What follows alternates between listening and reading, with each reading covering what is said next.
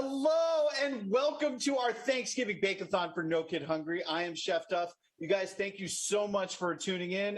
Is that what you call it now, tuning in? I think so. So thank you guys so much for joining us. Today's going to be really, really, really fun. I am super, super excited, but we'll get to all that in a second. I love Thanksgiving. I think a lot of people love Thanksgiving, right? It's wonderful. We get to have these big, incredible meals and we get our family together and we remember people that aren't with us. It's just such a warm and wonderful time. But another thing that I love about Thanksgiving is that it's not only a time sort of for us and for our family, but it's really a time to give back, to really say thank you. Today in America, 1 in 6 kids could be facing hunger. It's a really incredible situation. And No Kid Hungry is a national campaign to end childhood hunger in America. And they're working hard to ensure every single child gets healthy food every single day. Now, today, we have brought together some of the most recognizable names in the baking world to share their tips and tricks and recipes to make your Thanksgiving baking experience one to remember. All right? So we're going to be doing all of this while we're doing some good. Oh, so be sure to visit nokidhungry.org. Wait, what is it? Sorry, I can't read this. Okay, so you guys, sorry. Be sure to visit nokidhungry.org Bake-A-Thon, where the No Kid Hungry team has compiled all the recipes from today. Sorry. Plus a few more from our partners. There's an e-cookbook. And you guys, listen, please have fun today and make sure to donate, because every single dollar that you donate to No Kid Hungry can connect 10 kids to meals. All right. So listen, before we get going, I really want to introduce you to Debbie Shore. She's the co-founder of Share Our Strength, which is the nonprofit organization behind the No Kid Hungry campaign. Hi, Debbie. Duff, thank you. So good to see you. Yeah, it is such a pleasure to have you hosting this for us. And, I was just thinking about how many years you have been by our side, a champion for everything we've done over the years. We just can't thank you enough. I think you've said yes to everything we've ever asked you to do, including riding 300 miles in 3 days in the hills of California, which I'll never forget you coming in on that bike. It was really incredible. But here you are today kicking us off for this really important Bake-A-Thon. So we're grateful. And I want to thank our 2 chef leaders who have just brought this vision to life. Gemma Stafford and Joanne Chang. Thank you for everything you've done to bring together all these great, incredible chefs and bakers to this show today. We're super excited about it. And 2 of my colleagues who have just been working behind the scenes to pull this all together, all the moving parts of which there were many. Carla Warner and Gloria Trinidad, thank you so much. I know you're watching and you've done such a great job making this day happen. And then just a quick word about our sponsors, presenting sponsors, big sponsors, Nellie's Free Range. Thank you so much. Wholesome. And our supporting partners, Cuisinart, Kerrygold, AdThrive, Nutella, and Wilton. Each of you have added real value to this in a lot of different ways, all in your own special way. So thank you. Oh, and a special note about Wilton. I'm really excited to announce this. They have added a terrific incentive. So for the top 5 donors today, they have a 9-piece stainless steel, or I think it's a diamond infused non-stick baking set. And I've been checking them out and they're incredible. I want one myself. So please think about that as you're watching today. And I think you'll be thrilled with those baking sets. So before we just get started, I just wanted to say a word about the No Kid Hungry campaign and what today's funds will do for our efforts and for the kids we serve. I think the easiest way to understand who we are is to know that Share Our Strength and our No Kid Hungry campaign is about ensuring that all kids, as Duff said, that all kids get 3 meals a day. And that means, breakfast, lunch, after school, and summer. And summer is particularly difficult because when school's out, the kids really struggle around those meals. And that means that, we're working with teachers and school administrators and local leaders to really change the way kids are fed at school. Before the pandemic, we had driven the numbers down. I think we had reduced childhood hunger by about 30% with our partners. We had driven those numbers down as low as they've ever been in the country. And then, of course, when the pandemic happened, that changed all that. And we had to pivot really quickly. And we've been the recipient of just incredible generosity over this last, 20 months. And we have distributed about $100 million in grants to schools, to nonprofit organizations, to community centers who are feeding kids, and whatever they needed. If it was, PPE or storage or drivers or meal kits or personnel, we were there. And so we were meeting the moment at this really difficult time. Kids are back in school. And, I don't know if we're seeing the end of the pandemic, but I think we've seen the worst of the pandemic. But we know that the economy is still rebounding and families are still struggling. So with your help today and continued support, we're going to meet that moment. We're going to meet kids where they are. We're going to meet families where they are and make sure they get the meals they need. So the holidays are upon us. Thanksgiving up first. And you're going to see some incredible recipes today. So enjoy it. And again, as Duff said, every dollar connects the kid to 10 meals. So enjoy the show. And back to you, Duff. All right. Thank you, Debbie. I appreciate it. Man, I remember the first time I started working with No Kid Hungry, this must have been like 2006. And you guys came to Baltimore and you were serving breakfast at a local school. And I went down and I hung out with all the kids and we were all eating breakfast. It was one of the funnest days I've ever had, but also it was really eye opening because just seeing the work that you guys do firsthand, seeing you guys in my community doing something amazing, but also getting to be there and hang out with these kids and just seeing what a difference it makes when you go to school and you get a good meal. You're ready to learn, right? You're not hungry. You're not just thinking about man, I can't wait till lunch because I'm starving. Right. Really, really, really cool. Well, we often say we're not just in the hunger business, we're in the full potential business. So we really want to see kids reach their full potential. And you saw it firsthand. So thanks for making that. Thanks for making that trip. When people see it, it makes a big difference for them. Yeah, it's really, you guys have had my heart ever since, I'm here for you. Yeah. Anything you need. Thank you. My pleasure. Well, I got to tell you, when No Kid Hungry, approached me to host this thing, I was like, are you guys crazy? I'm a terrible host. But they're like, no, you should do it. It'll be fun. And I was like, okay. And I got to tell you, I was really, really honored. Just with all the work that I've done with No Kid Hungry over the years, it's just been, it's been so rewarding for me just to see how much good No Kid Hungry does for all these kids. And it got me on a bike and made me ride 300 miles. And that's something I probably would not have done if it wasn't for you. So there you go. Okay, so now here's the thing. I was warned that last year's Bake-A-Thon had a lot of pie. Okay. Now this year we wanted to try to make sure that we had a little bit more stuff on the menu. You know what I mean? And I got to tell you, you guys are in for some incredibly delicious treats. Not only are you in for some really delicious treats, but also some incredible chefs. So you guys pay attention because all the chefs that are going to be here, we're going to go through them one by one. They are all amazing. Now, in honor of all of the pies from last year, I decided that for my demo, the whole day we're going to be hanging out. I'm going to make a pie.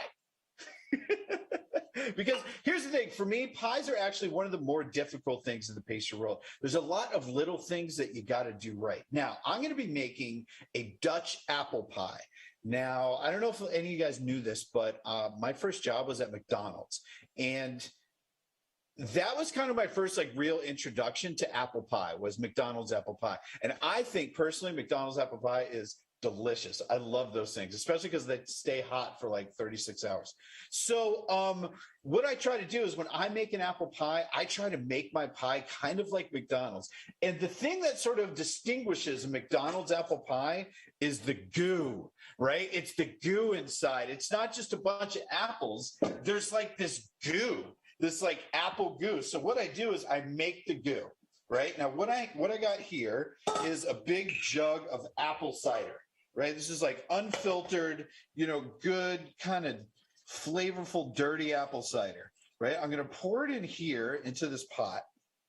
And then I'm going to add cinnamon and nutmeg and cloves and cardamom, because I love cardamom. And then we're going to add some sugar and we're going to add some salt, right? And then we're going to make what's called a slurry.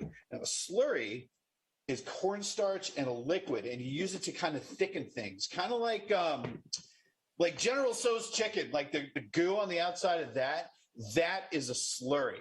All right, so here's the thing. While I'm going to be getting my pie together, you guys are in for a treat, because I am super excited to introduce one of our featured guests today, Gemma Stafford of Bigger Bolder Baking. Fun fact, it was Gemma's great idea to bring all of us together for a Bake-A-Thon.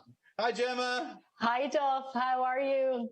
I'm doing good. I'm doing good. Thank you so much for asking me to do this. I am absolutely honored, and I cannot wait to see what you're going to make today. Thank you for being a part. Happy to. So what do you got there? So I'm going to tell you what I'm going to do. Excuse me, I'm getting over a cold, so I sound extra Irish than usual. So I'm going to be showing you something that's really important on Thanksgiving Day, which are dinner rolls. So like you said, I'm going to stay away from pie. That's all you. And I'm going to talk about dinner rolls. Often you buy them in store, you get them in those like packets that you crack open. I'm going to show you how you can make dinner rolls really simply in around an hour. It's really, really easy. I'm going to speed it up today though, and show you how easy it is to make. I love making bread. I don't know about you, Duff, but I just love that, like the slow process, and how fun it is to watch like bread grow. And it's that smell, right? The smell of bread is one of the things that I think really gets everybody super excited. You know? It's such a delicious smell. Yeah, me too. So I'm going to start out, Duff. I'm going to talk through a few of my ingredients, tell everybody what they need, and then show a really simple technique of how to make it. So in this bowl here, I have 4 cups of flour. Now, I'm going to answer any questions that you have. So any comments about No Kid Hungry, about the recipe that I'm making, please ask me, and I'm going to get to your comments. This is the perfect time. We've got a whole list of expert bakers at your fingertips to help you with any baking queries. So here I have a bowl of 4 cups of all-purpose flour. This it can be also strong flour. That's totally up to you which one you use for. So that goes into my kitchen mixer. Here I have a tablespoon of yeast. Now listen, I know this is where people get a little bit nervous in the kitchen working with yeast. So I have 2 seconds. Zach, can you turn this down in my ears, please? I have I'm instant dried yeast. So you have 2 different types of yeast. You've got instant dried yeast and you've got active dried yeast. I'm using instant dried yeast. This is how easy it is to use this ingredient. Put it straight into the flour. That's all you have to do. You don't have to go to this extra step that you do with active yeast and have to put it in water and to sponge it. So instant yeast, look for that in the supermarket, 1 tablespoon, straight into your flour, just like salt, like sugar, like any other ingredient. Could not be simpler. Active dried yeast, I would say stay away from. It's a little bit of an extra step. Into my bowl, I'm going to also add some salt, because all bread, it's really important to have salt in your bread making. I'm going to grab my spatula. I'm just going to give that a little mix around. And then I'm going to add in a little bit of butter. Often you would see butter in bread making, and it just gives it kind of a crumblier texture. I don't know, like a different crumb. It's like, it just makes like a nice difference. I'm going to turn this on, and I'm going to rub in the butter until it resembles kind of coarse breadcrumbs, just a few seconds. Perfect. So this doesn't take long. I'm going to add in just my, my spoon. I want to mention one of our sponsors here today, Wholesome Organic Fair Trade Cane Sugar. It's one of our sponsors, so thank you guys so much. I'm very proud to use their products. We're going to use 2 tablespoons of sugar in here. One of the reasons that I love Wholesome is because it's fair trade, and when I can, I try and buy fair trade. It helps, it gives the money directly back to the growers, to the farmers, to the community, which helps with education, just helps our community really thrive, healthcare, all of these things that are so important for these smaller communities. So I definitely recommend that. So our butter has rubbed in here a little bit. All you're trying to do is get a few lumps in there. And now I'm going to add in 1.5 cups of water. You can do water and milk, or you can just do water. I'm going to add that in there. And all we're doing is adding in enough water until your dough comes together. Now, don't worry, if you don't have a kitchen mixer, you can do this by hand. You can rub the flour in with your, the butter in with your fingers and then knead it on your countertop. That's totally fine. Just add in enough water until your dough forms a ball, just like this. And then what we want to do is knead it on the machine for around 6 minutes or so. We're not going to wait that long because I've got one ready to go for you. I'm going to check any comments while this is kneading, any questions that you have. How much salt and how much butter? Great question. I glossed over that bit. 2 tablespoons of butter. I use salted butter, have it at room temperature so it blends in really easily. And then 1 teaspoon, a generous teaspoon of salt, with good catch. So I just want to talk a little bit, just like Duff, I have been working with No Kid Hungry for a few years now, and it's an organization that's very close to my heart. The money that we raise here today, it's so important. It's something as little as $1 can provide 10 meals for a kid, which is kind of insane to think about, that $1 equals 10 meals. So any dollar that you give today will make a huge, huge difference.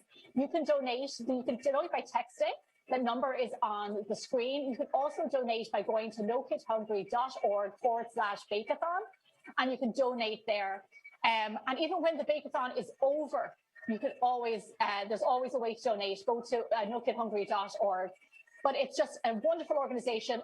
Now more than ever at this time of year during Thanksgiving, it's so important. Like Duff said, 1 in 6 children possibly face hunger each day in the United States. No Kid Hungry are working tirelessly to abolish that within the US. So it's really important. I'm very proud to be here today. I'm delighted for the lineup of chefs that we have coming, and for Duff for hosting. And I would like to just mention while my bread is kneading that on behalf of myself, on behalf of my husband, Kevin, who was a big, big part of the Bake-A-Thon this year and last year, and of course, my little baby, George, that we're going to donate $500 today towards our end goal. And I'm hoping that we will get really high numbers out there and exceed the numbers that we thought we were going to get. So that's $500 already from me to No Kid Hungry, and I'm very, very happy and proud to be a part of this today. So all you want to do is knead your dough. I'm seeing there's another question coming in here. Can instant yeast still work after storing for a long time? Great question. And the package unopened or opened. So yeast has an expiration date, absolutely does. If you have yeast, like if you only bake this time of year, you might have yeast in your cupboard from last year. That is very common. That can happen. Here's what I want you to do. This is a chef's secret. I've been a professional chef now for 20 plus years. I have, one kitchen, I worked in a Michelin star kitchen in San Francisco. And what we did there was we used to store our yeast in the fridge, and we would have it there for weeks on end because it was a kitchen, so we used a lot of yeast. And I do the same thing here in my kitchen in Los Angeles. But what I actually do is I buy a big thing of yeast, and I keep it, I buy a big thing of yeast, and I keep it in my fridge, and I'll have it in there for around a year. But keeping it in your fridge will make it last really, really long. So if you have it in your cupboard, check the expiration date. It absolutely can be bad, and it won't activate. It won't give you lovely big bread. So then you can just buy some new yeast. But keep it in the fridge. And if you've opened it, I'd say if you didn't use the rest, then maybe say goodbye to that bit of yeast. So here's our dough. I want to show you that. Lovely dough, nice and soft. All you do is add enough water for it to come together like that. And like I said, you can knead it by hand.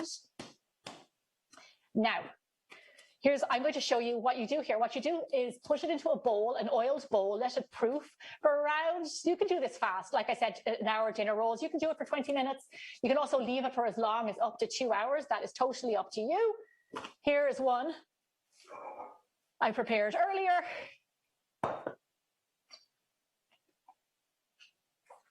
So I let this proof, look at that. Do you see that lovely big proofed dough? Gorgeous.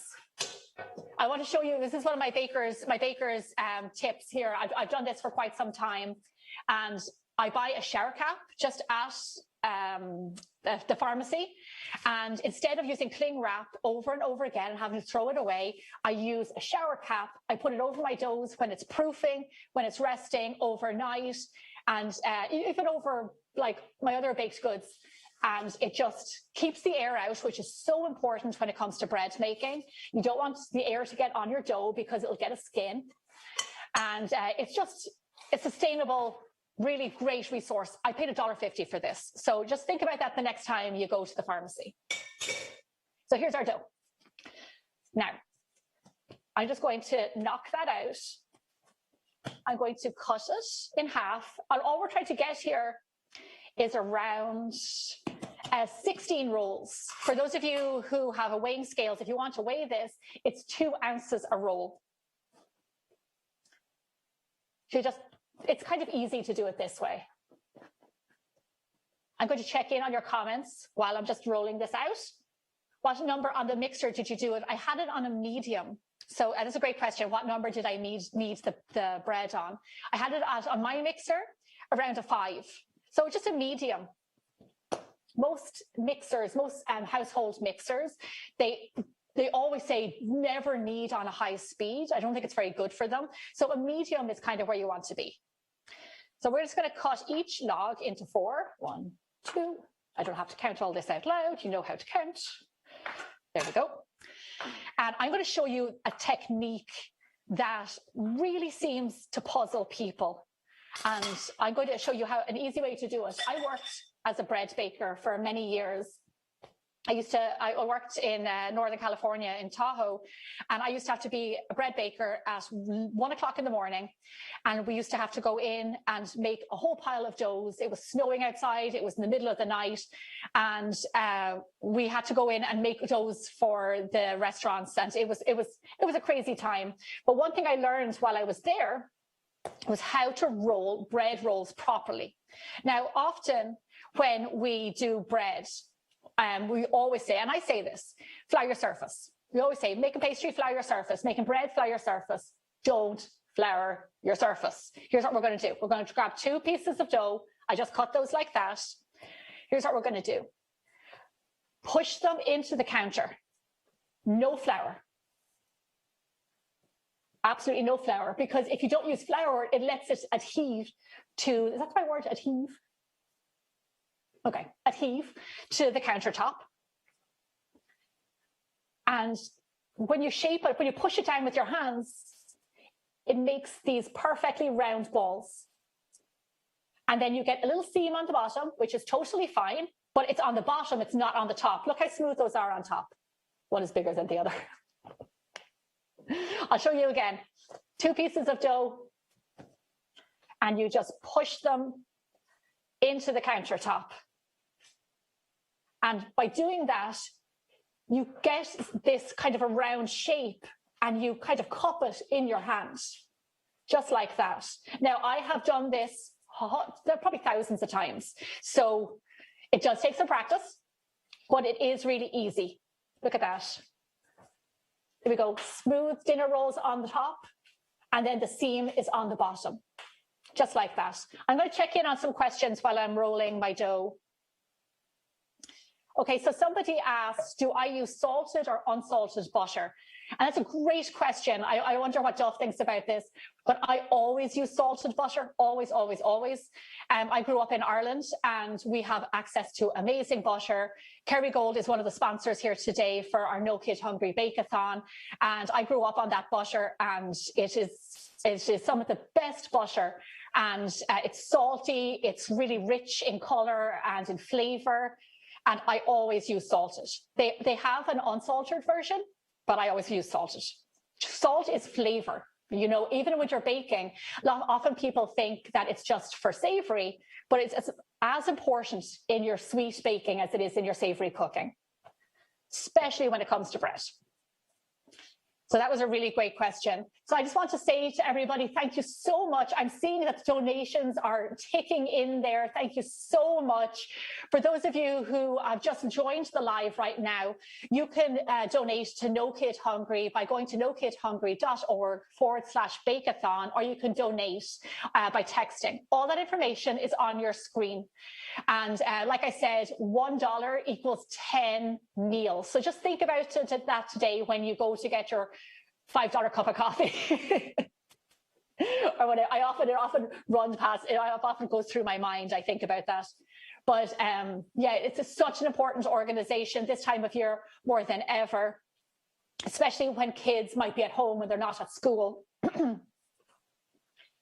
So really important. So thank you so much, everybody, for donating. And thank you from my community of bold bakers. I know there's a lot of other people tuning in right now. I really appreciate the support and all the great, thank you, all the great stuff that you do. So I'm just going to check another question. What type of mixer do I have? I have a Wolf mixer. It's the same as my kitchen. I have a Wolf mixer, and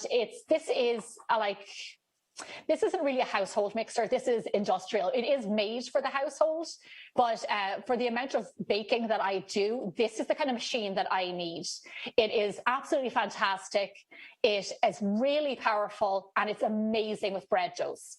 So somebody who bakes on a very regular basis, and I make big batches of pound cake, cookie doughs, whatever it is, this is the machine that I needed. So it's a Wolf stand mixer. It's really, really great. And my kitchen is Wolf, and I love it. So I'll have a little look at any other questions. We're almost finished shaping our bread. So some people asked me, can you use bread flour or all-purpose flour? And that's a great question, because you can use all-purpose for bread. There's nothing wrong with that. The difference is the gluten. For bread making, you want a little bit more gluten in your bread. It makes your bread a little bit chewier, like for pizza doughs. You know that chew you get from a pizza dough? That's what that extra bit of gluten gives you. For dinner rolls, for other loaves, I don't always use bread flour. I kind of go between the two. And sometimes bread flour needs a little bit more liquid. So just factor that in. If you want to use bread flour, you can use bread flour for this recipe.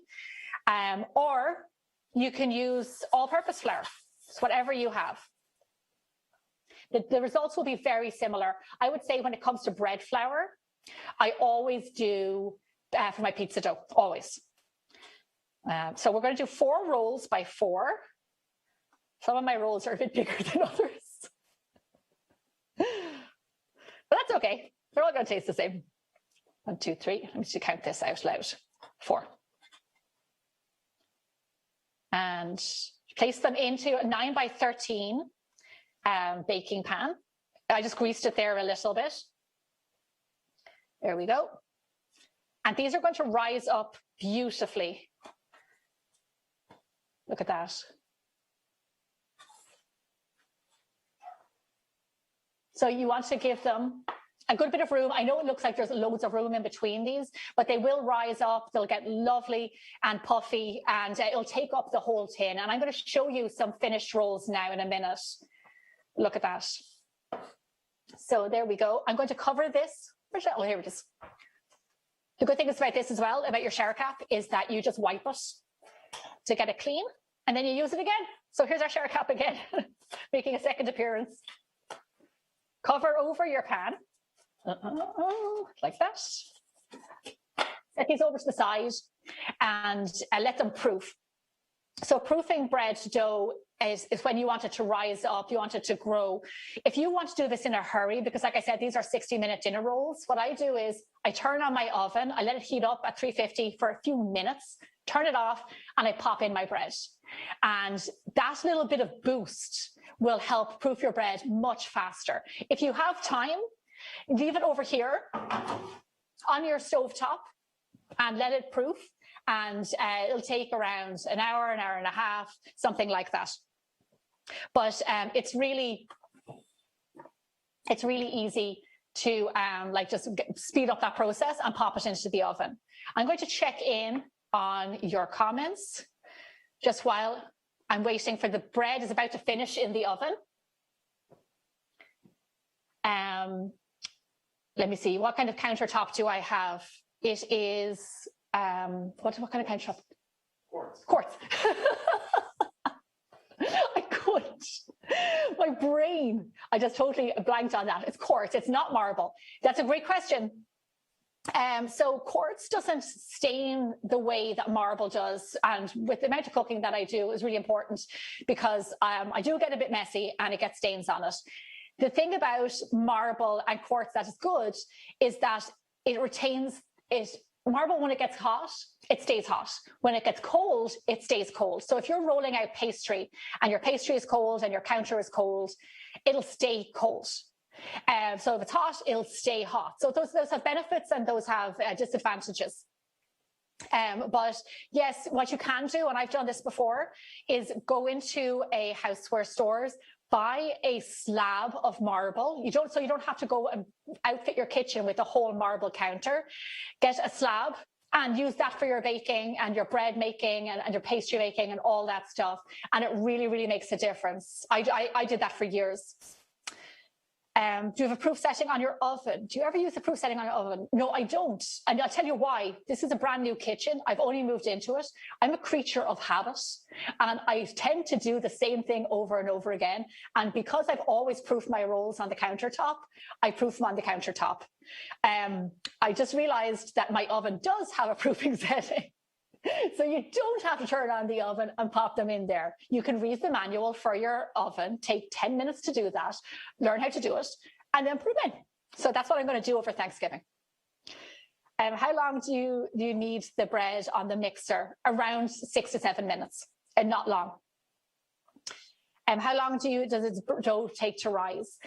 At this stage, it'll take around an hour. At that first proofing that I showed you, it'll take around an hour and a half. But you can do it as fast as 20 minutes. Like I said, these are 60-minute dinner rolls. If you want to do it fast, pop the dough, like I said, into use the proofing session on your oven, or pop it into a little preheated oven, and it will make a big difference.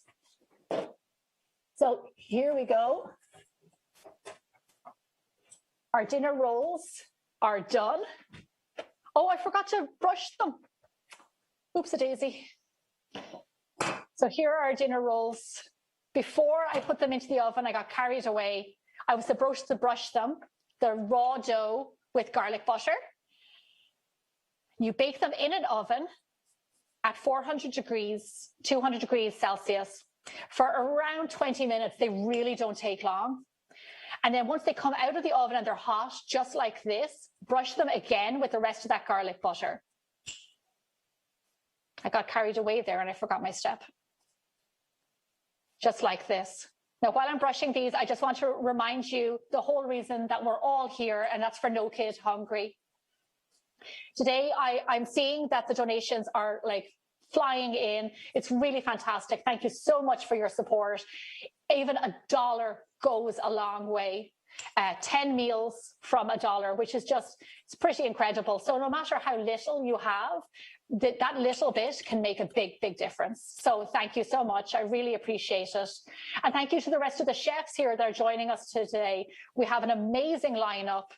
And you're going to learn a lot of different techniques, a lot of different recipes. You get to talk to some amazing chefs all around the world.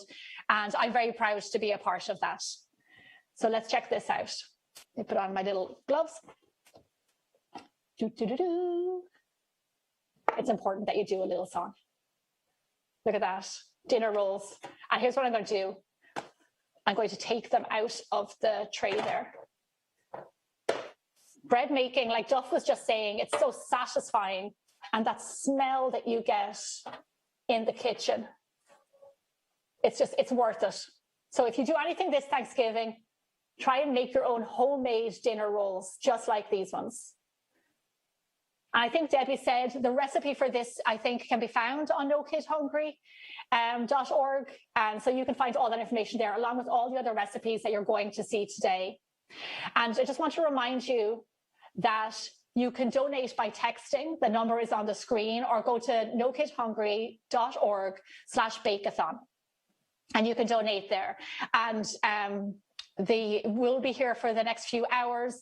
I'm going to be here online. So any more questions that you have for me, you can ask me. I'm going to answer a few questions here before I go. What herbs do you recommend for the butter? So in this little butter, I had some butter. I had some salted butter, by the way, garlic and parsley. I just use parsley. And that's the way I normally make garlic butter. What kind of flour can be made for keto dinner rolls? So that's a little bit tough, because I think you'd be using a nut flour for keto rolls.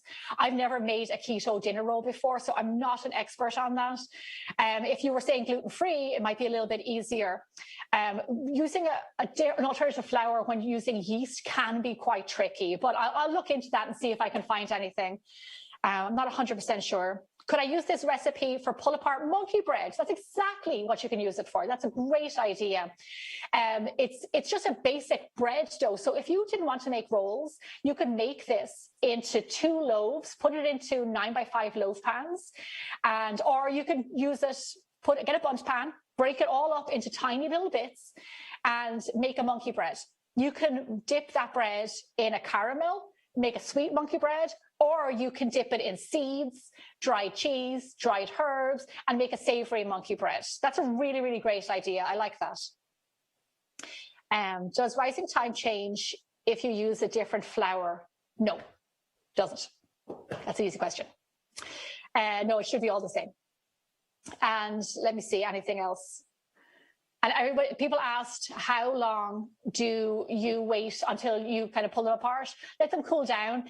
It's best that you bake these the day you want to eat them. They're always the freshest and they're always the nicest. Here's a little tip on Thanksgiving. Make them the day before. Put them in the fridge on Wednesday night. Let them proof overnight in the fridge. Then and these are already rolled and everything. Take them out. Put them onto the countertop, let them rise again, get the chill off the fridge a little bit, around like maybe 20 minutes or so, then pop them into the oven. So all you have to do that day for your dinner rolls is just pop them into the oven. It's be super, super easy. I think we've got a guest coming in here. But just in time for dinner rolls. Just in time. I think we're in a hungry mode. We're in hungry mode. We were outside So, playing with water. Rolls, George? You want Nice. some rolls, buddy? George calls this pizza bread because it's got garlic and stuff on top. I'd love to try some. Is that nice, Georgie? So I hope people try out this recipe. I hope you find it useful. Absolutely. And any questions, I'm going to be here throughout the whole Bake-A-Thon. So please reach out to me and I'll get to any of your questions. What is your favorite dessert? I always say this, it's pavlova. I love pavlova. I grew up on pavlova in Ireland. My mum used to always make it for special occasions. And it's something that's kind of nostalgic to me. It's super fancy, has soft texture. You have cream on top, fruit.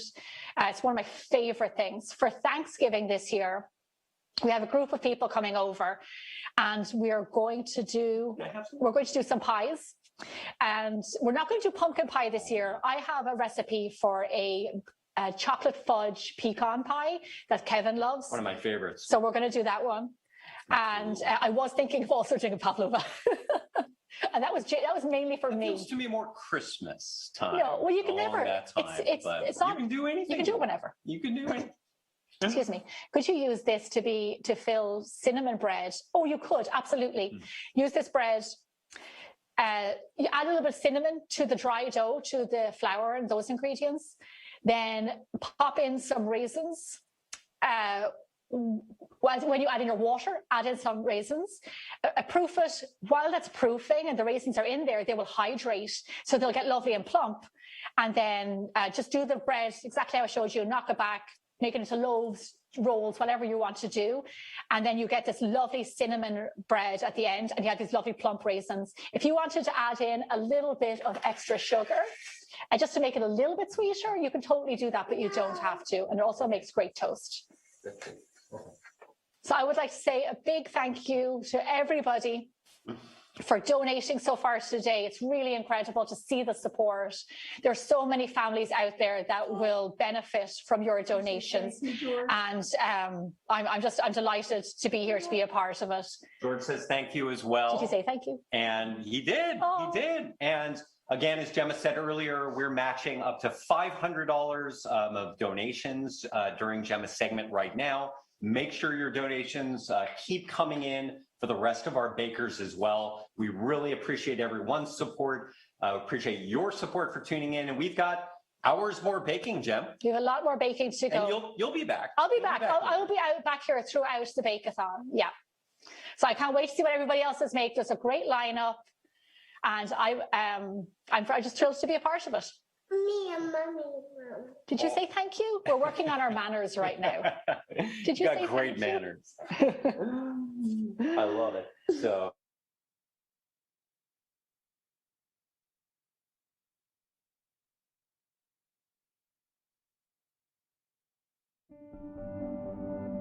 When I opened up the batch house, I wanted to create this environment that I was personally craving. Our whole intention, our motto is people first, cake second. Since we opened, we've done 3 adoption auctions. So I'll put up a batch of something and people will just bid and then we give that money to the family. We've done 2 diaper drives for hurricanes, fundraisers for a little boy that had cancer. Giving back to the community is just a part of who I am, and it's a part of what I wanted my business to be like. We make delicious baked goods, but for us, it's more than that. It's about the community, and it's not just brownies and cookies. It's about connecting with people. So we opened up the bakery October 2019. And then when we were getting to the place where we were like, okay, we can stand on solid ground, COVID hit. And then in November, we were hit with the flood. The whole place was just completely trashed. Water went from my feet to my hips. 1 hour. We lost everything. And I just remember walking in and just like sobbing. I just remember thinking, there's no way we'll recover from this. Like, there's just absolutely no way. I kept people updated on my social media, and I got home and I said, if anybody has some disinfectant or bleach or anything, because COVID, everyone was hoarding bleach. The next morning, people just showed up. It was just unbelievable how many supplies people brought. It was just like a hug that I needed. Being on the other side of it just showed me how impactful it is when people come together and do something like that. Seeing all the people show up, I knew that I needed to keep fighting. To all the helpers today, from the bottom of my heart, thank you for loving my baby as much as I do. Undeniably, this beautiful community is amazing. I love you always, Chris. People first, cake second. I'm glad I don't wear makeup.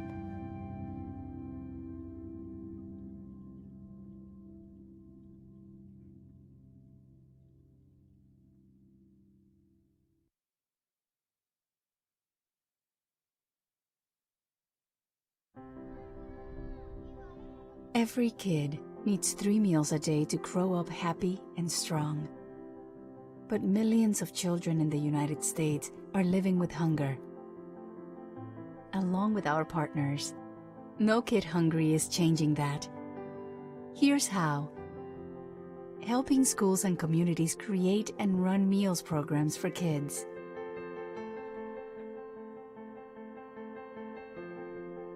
providing grants to schools, food banks, and community groups to help them get what they need to feed kids, from refrigerators to delivery trucks. Fighting for laws and policies that help families feed kids. We all have a part to play in ending childhood hunger. Join us.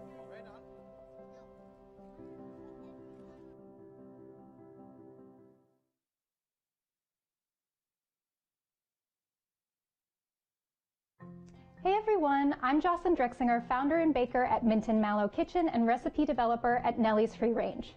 We here at Nellie's are thrilled to be a presenting sponsor of this year's No Kid Hungry Thanksgiving Bake-A-Thon. In addition to affecting so many aspects of our daily lives over the last year and a half, the COVID-19 pandemic has further compounded the hunger crisis in our country.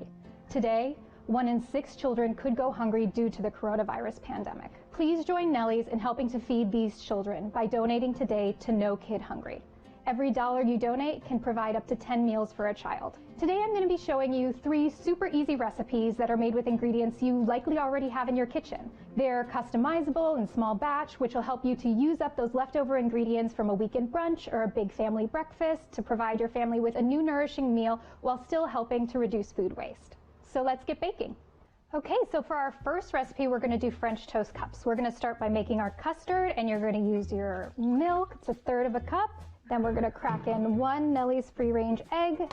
And even though we only have 1 egg, these eggs are really rich and flavorful, especially the yolk. So you're going to get a lot of flavor from that 1 egg. Then we're going to add in our sugar and a little bit of cinnamon. And then last but not least, we'll add in our vanilla. And then we're just going to whisk it all up until it's nice and even and well blended.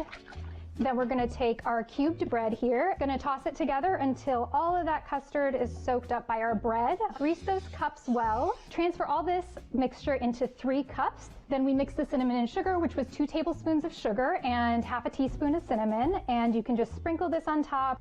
And then we'll pop them in the oven at 375 for 20 to 25 minutes until really nice and puffy with a really dark kind of golden brown crisp to the edge of the top pieces of the bread. For our next recipe, we're going to be making hash brown egg cups. So we'll have 1.5 cups of hash browns here in our bowl. And then we're going to add 1/3 cup of cheese. Last but not least, crack in 1 Nellie's egg, some nice thick whites that'll help us hold together our hash browns. And then you're just gonna mix this all up until it's really well combined. And we're gonna grease up the pan really well. And then we're gonna portion this into the pan pretty much evenly. You can move some around later if it's not perfectly even. And then you're just gonna go by hand and work on making a well in the middle. So you wanna work the hash browns up to the edges of the pan and also make sure you have a layer on the bottom of your pan as well. And then once we get all 6 of these put together, we're going to put them in the oven at 425 degrees for about 20 minutes until they're really nice golden brown and crispy throughout. All right, we have our hash browns cooking in the oven. While that's happening, we're going to scramble our eggs. So we're going to start by turning our heat on to medium and cracking 4 Nellie's Free Range eggs into a bowl. We're going to beat them until they're nice and smooth. So you can grease your pan lightly if it's not a non-stick pan. And then we're gonna pour our eggs in. And then from here, I just kind of like to slow and steadily stir the eggs. So these are somewhat set and cooked. So at this point, I'm gonna add in my veggies and meats. Feel free to skip those add-ins if you just prefer plain scrambled eggs, which will be absolutely delicious as these are nice farm fresh eggs. So our hash brown cups are done. We're gonna pull those out of the oven. So we have our scrambled eggs here. Just wanna evenly divide them between all the cups. Just a light sprinkle of cheese on top. Now we're ready to go back in the oven. Again, you can leave it at 425 just for 2 minutes or so, and you can watch and just pull them out as soon as the cheese is melted. For our last recipe today, we're going to be making some ham and egg cups. So we're going to start by greasing our pan, and I'm going to build just 1 cup to start with. So first off, we're just going to line with 1 ham slice.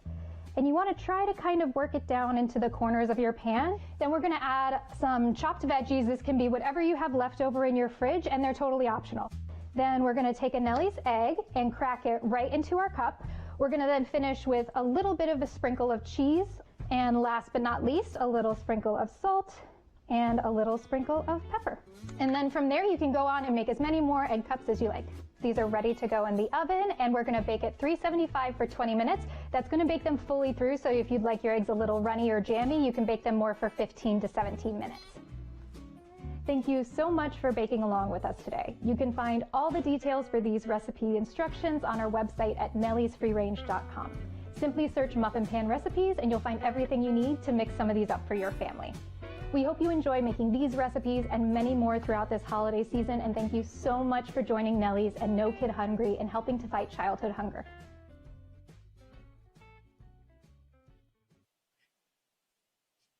All right. Hey, what's up, everybody? I hope everybody's having a lot of fun. I got to tell you, watching Gemma make those rolls, like it has made me so hungry. Like, you know, I try to be like pretty measured, but man, when people put like good soft dinner rolls in front of me, I inhale those things. I love them. So listen, everything's been looking really good. You guys, a huge thank you to everybody who's donated so far. We have raised well over $15,000 towards our goal of $150,000. So you guys know where to go. It is nokidhungry.org/Bake-A-Thon. All right. So if you haven't donated yet, or you feel like, yeah, maybe, you know, you got a few more bucks rattling around in there, go to the website, donate some more. All right. So next up, I am going to fry some apples. Now, what you guys saw me do, I made the goo for the pie, right? So when you go to McDonald's and you get here, I got to bring it up to the camera so you can see it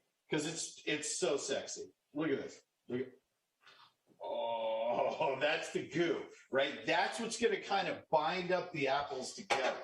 And I love that part, you know, like call me crazy, but like when I get a pie and it's just like the inside of the pie just looks like that, I'm always a little disappointed. I need some goo, right? I need some liquid. And when you cut a pie and like, you know, it's like this just huge gush of fluid just like falls out of the pie. That's also relatively disappointing. So I like to bind it up with a little flour or a little cornstarch, you know, and make it nice, thick slurry. Now with the apples, what I'm doing here is I like to make sure that my crusts get baked. So what I do is I bake pies hot. And what I'm doing here, I'm going to fry the apples, get a lot of color on them, get them cooked. I'm going to put some nutmeg. I'm going to use the organic Cuisinart, which if you guys haven't tasted this yet, it's like I could kind of eat it with a spoon. It is so incredible. It has so much flavor, so much depth.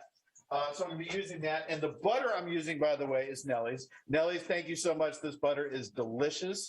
I have enough for my pie, barely, because my wife put it on her toast this morning. So I'm kidding. I'm kidding. It's a joke. I'm just, you know, doing my thing. All right. So I'm frying up the apples. We're going to toss those. But right now, let's see. What are we going to do? I have my goo. Let me show you how to do this. The thing with apples is that you want to make sure to get color, right? This is a lot like when you're doing bananas Foster, right? When you're frying bananas, you want to make sure you like fry them and get some color on there. You know what I'm saying? So I'm going to put a little bit of nutmeg. I'm going to put the Cuisinart, right? Got to make these things a little bit sweeter. And always, always, always, Gemma said it. I have a feeling Brian's going to say it. Always, always a little bit of salt, right? You have to salt everything. You know, it's really, really important. You want to make sure to be able to taste all those flavors.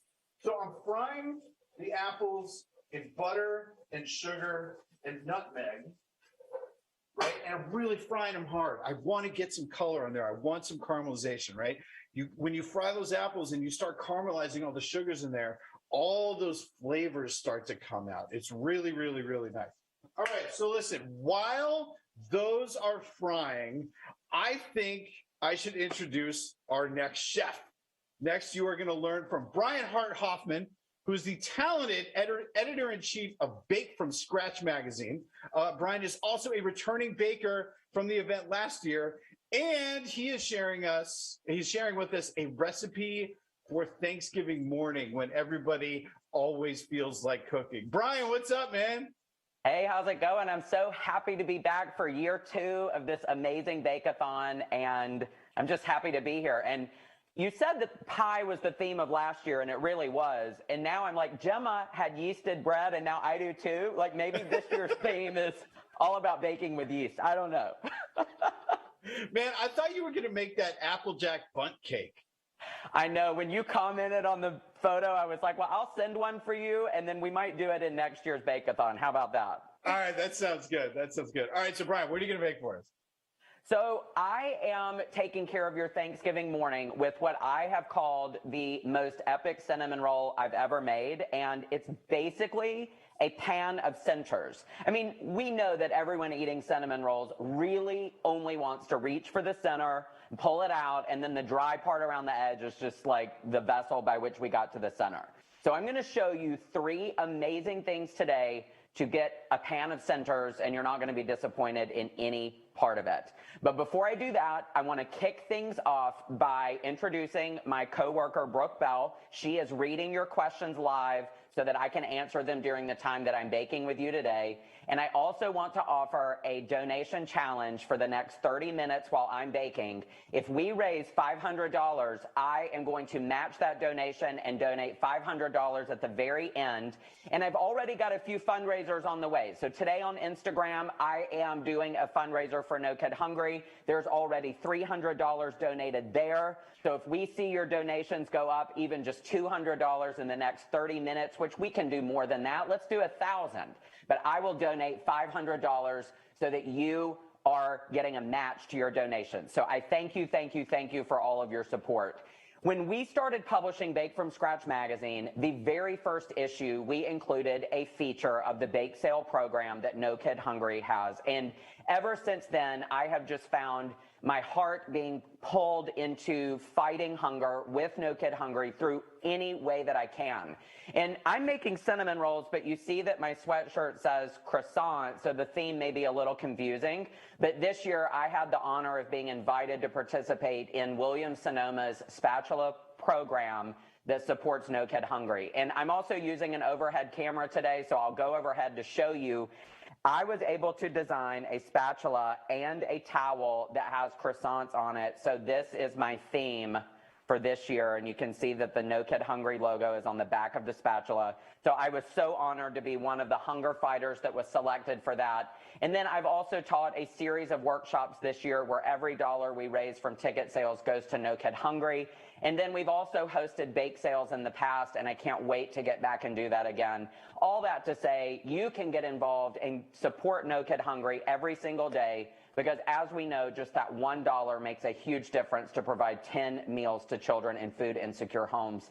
As we recover from the pandemic and as grocery store prices are going up, we've got to be focused on fighting hunger. 1 in 6 kids face hunger every day, and we can change that. I can't be in the business of teaching you how to make amazing cinnamon rolls if we are not also in the business of getting food into the homes of people that just need nourishment. And our children need 3 meals a day so that they can learn and continue to grow. And it is my dedication to always be a hunger fighter and support No Kid Hungry. So I'm so excited to be here today. Throughout the afternoon, you can make an impactful difference by texting the word BAKE to 877-877 or donate visiting nokidhungry.org/Bake-A-Thon. So get in there, you donate. I'm going to get started baking, but every dollar can provide up to 10 meals for children in need. So $500, I'll match. We're going to get 10,000 meals provided just in the next 30 minutes, and that is what we're here to do. All right. Brooke, you've got questions. You're watching the tally. What's going on right now? Are the dollars coming in already? Yes, so you're at $317 on Instagram right now, and I can't wait to sit and watch that number continue to go up. So I'll be checking in and letting you know where we stand. I love it. And, you know, Gemma made dinner rolls. I've got yeasted dough in front of me. And because I really wanted to focus on these 3 tricks that make these cinnamon rolls perfect, I am not going to show you how to make the dough, but you have the recipe just by being a part of today's event. There are recipes available so that you can make these best ever cinnamon rolls, but I've already started by making the enriched dough. And this is a dough with butter, sour cream, eggs, sugar. Yes, Duff, there's salt in the dough. We're always putting salt in what we're making so that it gets better and better just by enhancing the flavor. And here's the best part. You know, Thanksgiving is a stressful time for the cook. If you're the person that's standing right here in the kitchen and everybody's wanting to know what's up next and the oven's on a rotation, you're probably stressing out a little bit. But this dough can be made the night before, refrigerate it, and then all you have to do the morning of Thanksgiving is shape and bake your cinnamon rolls, all right?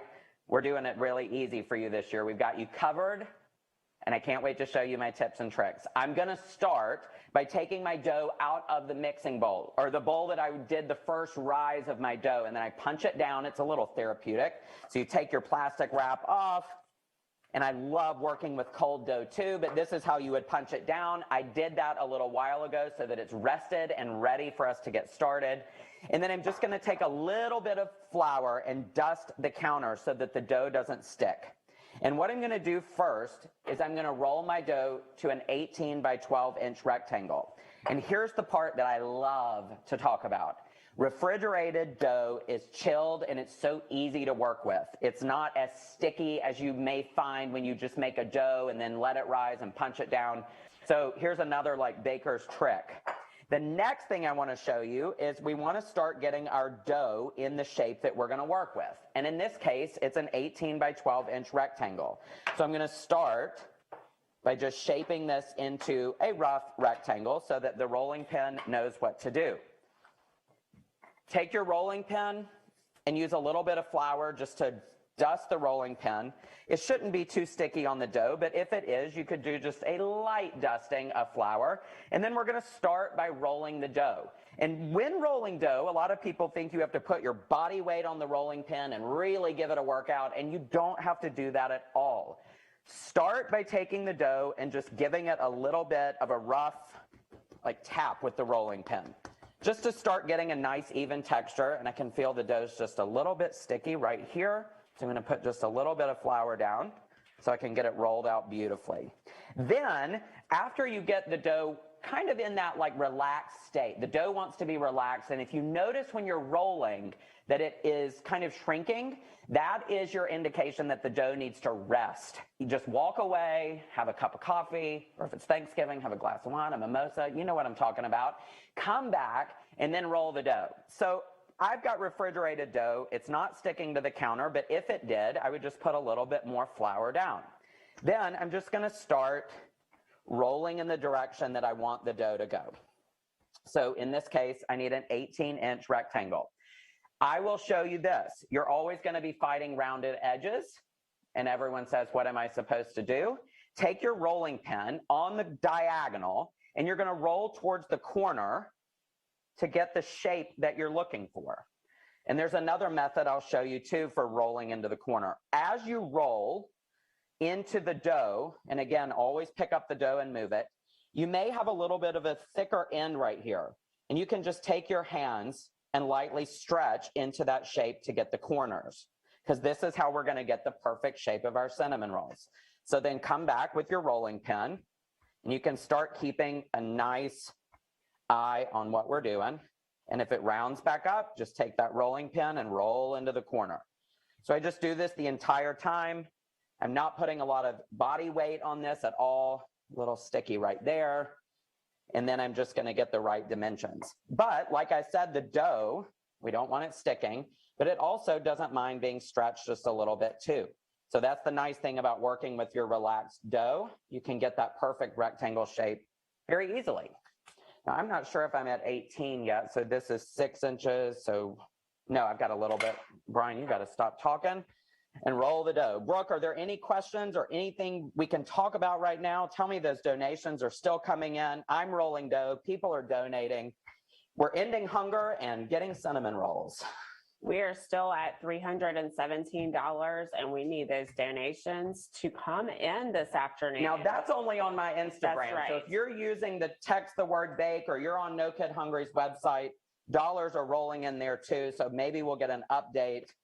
And y'all, you already know we're going to get to that 500, and then I'm going to donate 500 too. So Gemma had a challenge. I've got a challenge for you. This is how we're going to raise money. We're not just here to bake. We're here to bake and really make a difference in the life of children that need food in their homes. Okay, I'm going to say we're close to good enough because I want to show you the rest of what we're doing here. So if I need to get my corners perfected. I'm just going to stretch the dough. And then we're going to make a quick filling. And in a bowl, I have really, really softened butter. And I mean like pretty close to room temperature so that I can get everything combined. To this, I'm adding light brown sugar. And you see that I kept it covered with plastic until time to use it. Brown sugar can dry out really quickly, so it gets kind of crunchy and hard. So I keep it covered so it's nice and soft. And then I'm adding cinnamon. And then I'm just going to take a small spatula and I'm just going to work this in the bowl until I have a nice smooth mixture. And this may take a little bit of time. You're just wanting to get the butter broken down and get it combined. But with this nice soft butter, it's going to be easy to spread onto the dough.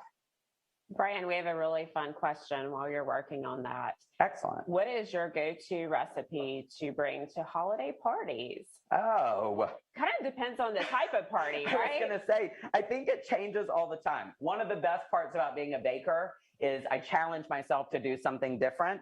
I probably don't keep my best advice, which I always tell people, don't make something for the very first time if you're going to take it to friends and family or serve it at a family dinner. I break the rule. I get in the kitchen. I take, a challenge to the nth degree. And I guess I sometimes have learned lessons about doing that. But I like to try new things and never really get stuck in just one way. So, Brooke, what about you? Do you have a go-to?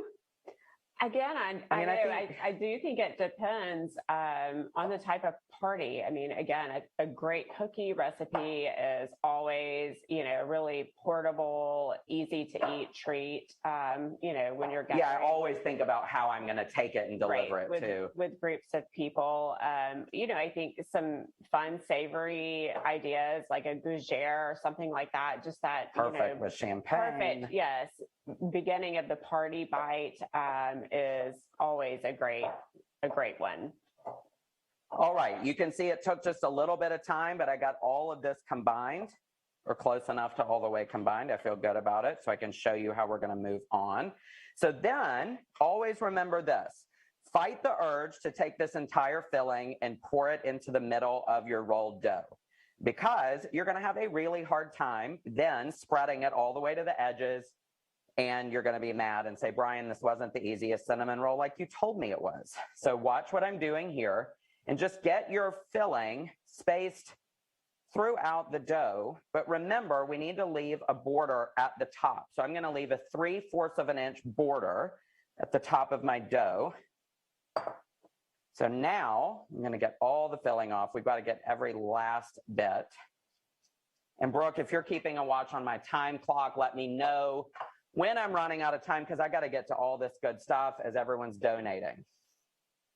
Yeah, I think you've got about 17 minutes, so we're good right now. I do want you to pop your rolls in the oven in a second, because I want you to be able to show everybody a great way to ice them when we get to that portion. So let's not forget that. Excellent. And another fun question. These questions are really great today. I love it. What's a baking lesson you ended up learning the hard way? I can't wait for this answer. I wish I had I'll tell two stories really quickly. What I'm doing right now is I'm spreading this into a nice even layer on the dough. And I'll tell you two stories about baking lessons that I learned. The first is one of the very first things I tried to make on my own in the kitchen and no supervision. I think my dad was monitoring me as I took ingredients out of the pantry, but my mom had her best friend, Barbara, visiting, and I knew how much they loved pound cake. And so I found a recipe in one of Mom's cookbooks for orange pound cake, and I think I was 10 or 11 years old. And I said, I'm going to do this on my own. I don't want my mom to know, that I'm doing it. It's a surprise. So I made the cake and Mom saw it and her face was smiling, but still in that motherly way, like, I'm going to ask him some questions. So she said, Brian, this is such a good cake. You've got to tell me how you made it. And so I started telling my mom all about getting the ingredients and how I knew they were going to love it. And I said, but Mom, you will not believe how hard it was to pour Coca-Cola from a 3-liter bottle into a teaspoon. And she said, what do you mean? I said, it called for a teaspoon of soda, and I didn't know how to get the Coca-Cola from the bottle into the measuring spoon. And she said, well, here's your first baking lesson. That's baking soda, not drinking soda. So there was a baking lesson learned as a child, and no, I've never forgotten it. And then the second was patience. And certain recipes like yeasted dough or cakes or, gosh, a number of things just require time. And when the recipe says it needs to cool completely, it means cool completely. Well, I was in a hurry to make a caramel cake for one of my friend's birthdays. We were headed out of town. He talked about how caramel cake was a memory of his from his grandmother. And I thought, oh, I'm going to make this. He's going to love it.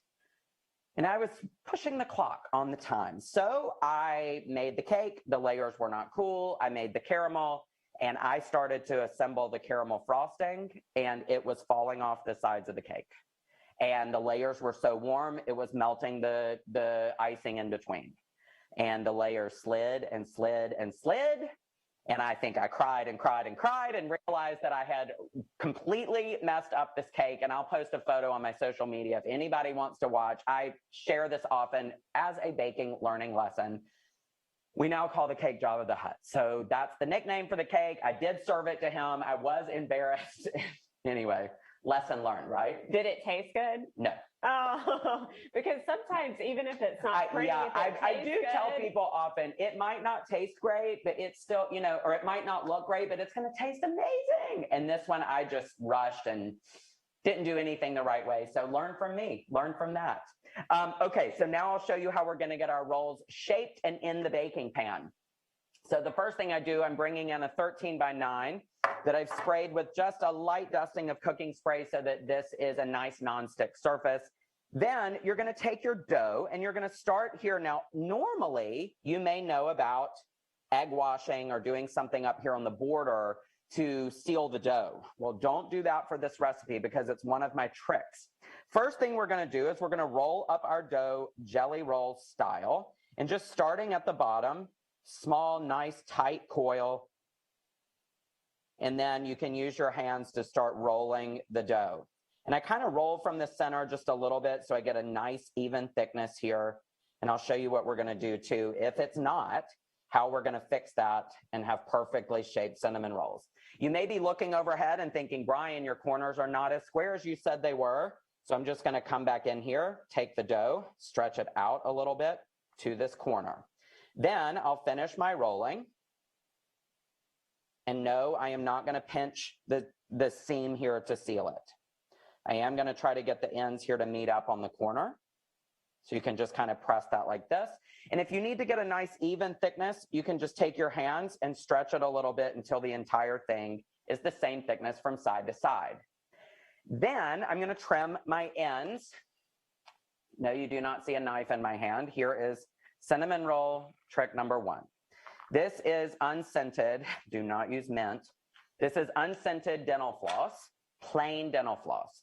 And what I'm going to do is I'm going to trim the ends first. So I'm going to take the floss under and I'm just going to quickly go under and meet the 2 pieces of the floss in the middle and give it a quick pull. This keeps the dough from being smashed because I find if you're using a knife and it's not sharp enough, you can really get that perfect circle to not look as perfect. So using dental floss, trim both ends. Then you're going to divide the dough into 12 equal pieces. So I just eyeball this, or I take a bench scraper like this and I measure, let's see, we need these to be 12. They're about 1/2 inch thickness. Well, no, that's not right. It's more than that.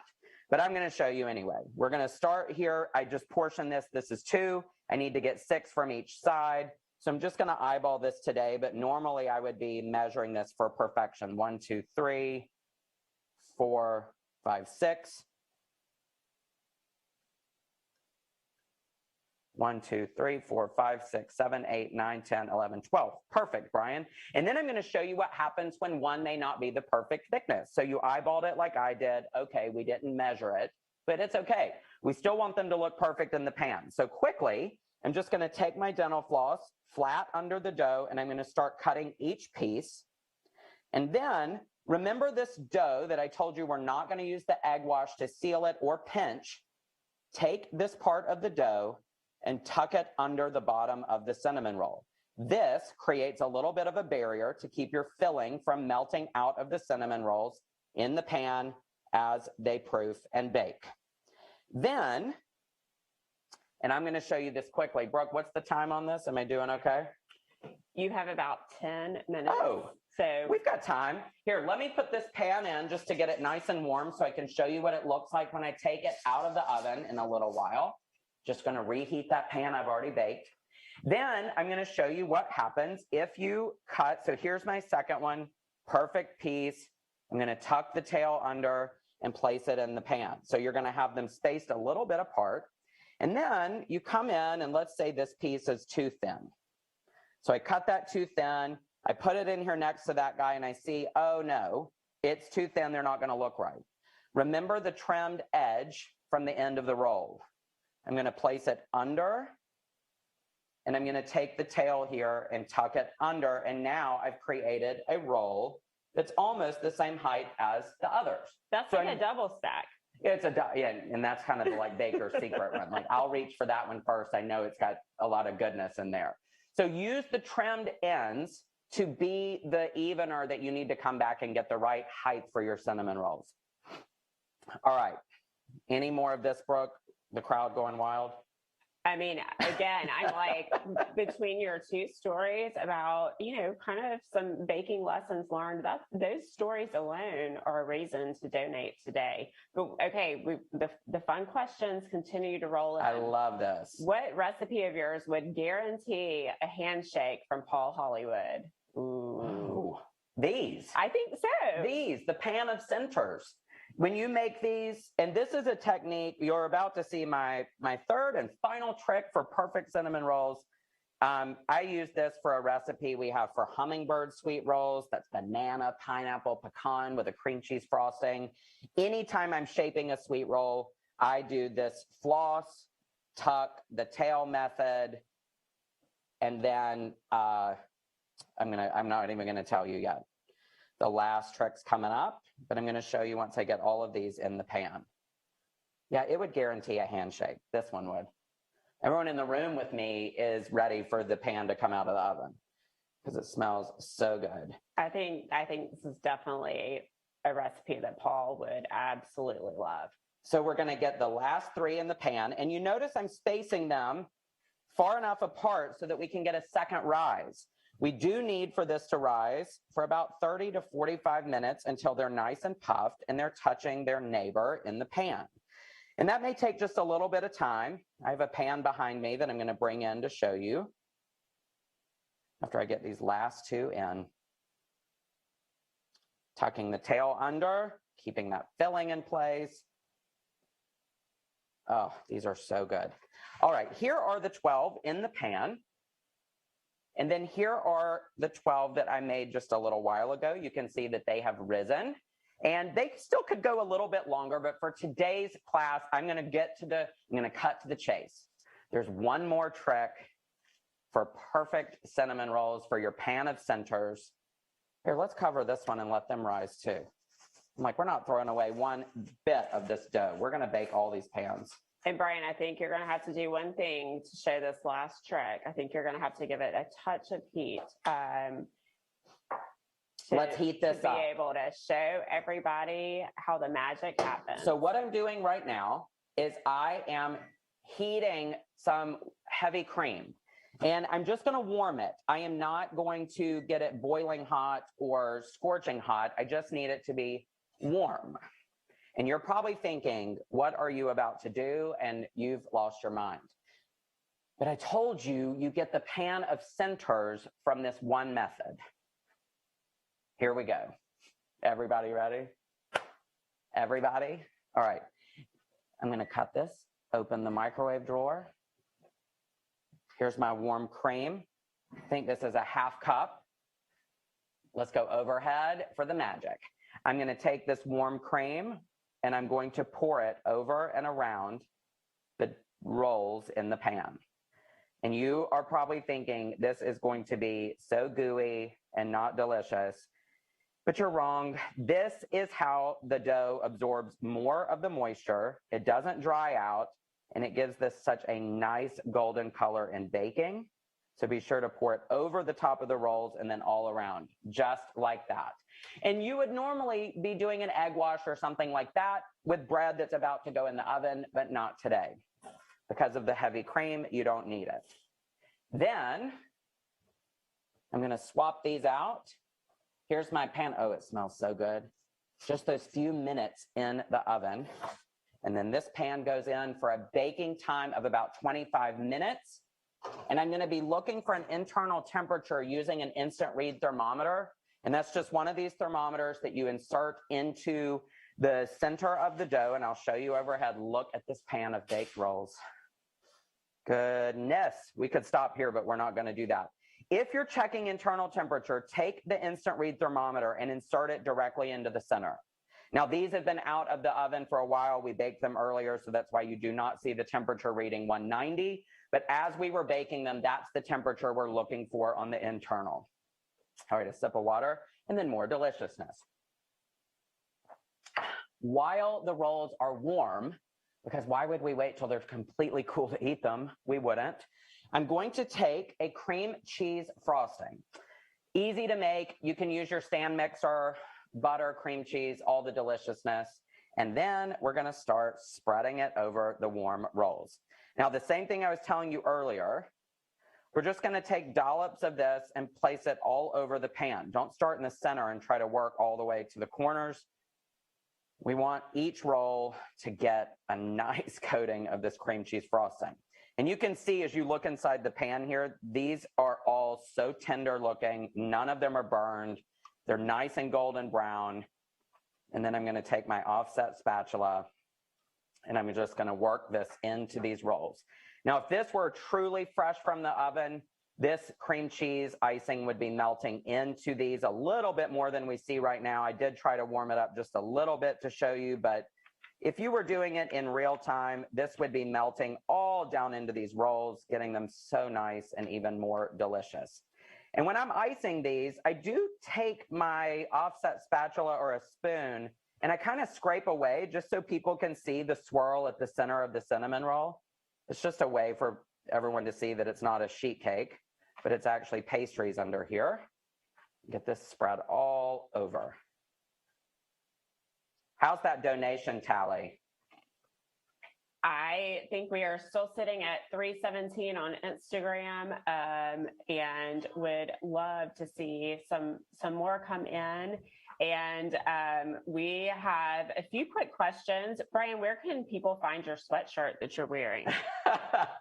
I actually will have to share it on my Instagram, a link, because I was thinking about that as I put it on. I thought I've got to find out and remember where I bought it. So unfortunately, I'm going to have to add that in. Some of my biggest baking fans are in the room. My godsons, of course, when there's hot cinnamon rolls. Elijah and Benjamin, come over here and you can say hi. Hi. You don't want to come in there just for a minute? No. Come on up.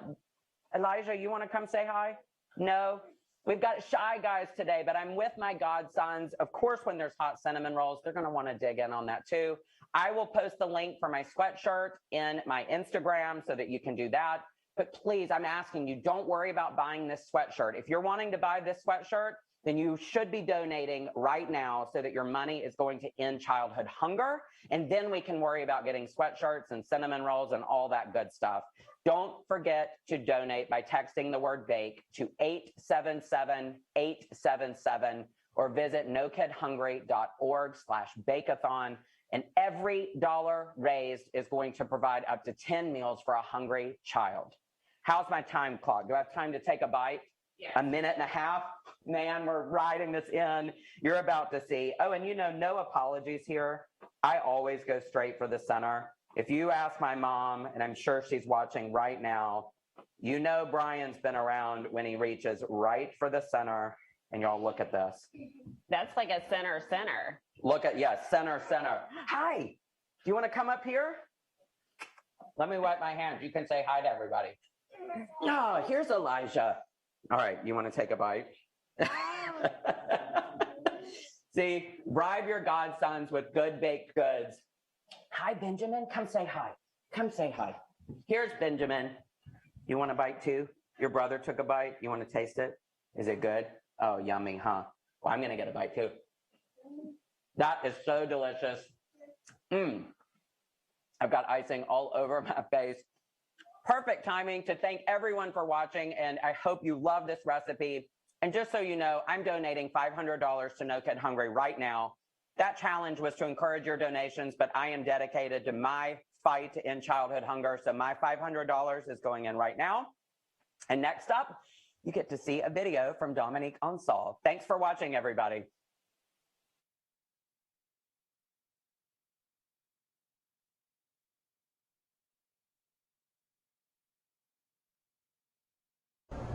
Hi everyone, I'm Dominique Onsal, chef owner of Dominique Onsal Bakery in New York City.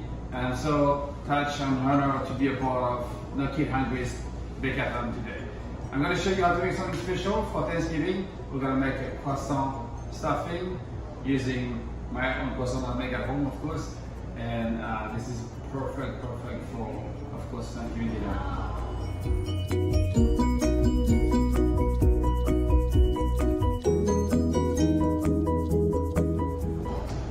As most of you guys might know, I was raised and born in France, and when I first came to America, I was in my 30s, so I never really celebrated Thanksgiving until I got to America. I worked at Daniel for many years, and this is when I learned about Thanksgiving, the traditions, and all the meals.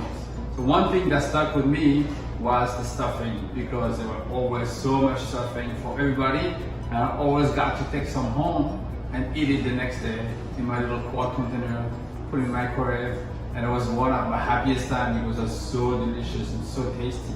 So one of my fondest memories was the stuffing for Thanksgiving. So today I'm going to show you how to make stuffing on a similar way with lots of vegetables, herbs, and spices, and of course we're going to use our croissants. So right here we're going to start with some bacon that's already like pre-sliced, some celery, onions, carrots. We have a bit of garlic here, olive oil, then we have some cumin seeds, some fennel seeds, some coriander seeds. We have a little bit of tarragon here, parsley, chives, and then I have my chicken stock, my pork sausage that are out of the casing, some butter, salt, pepper, and of course, our beautiful croissant.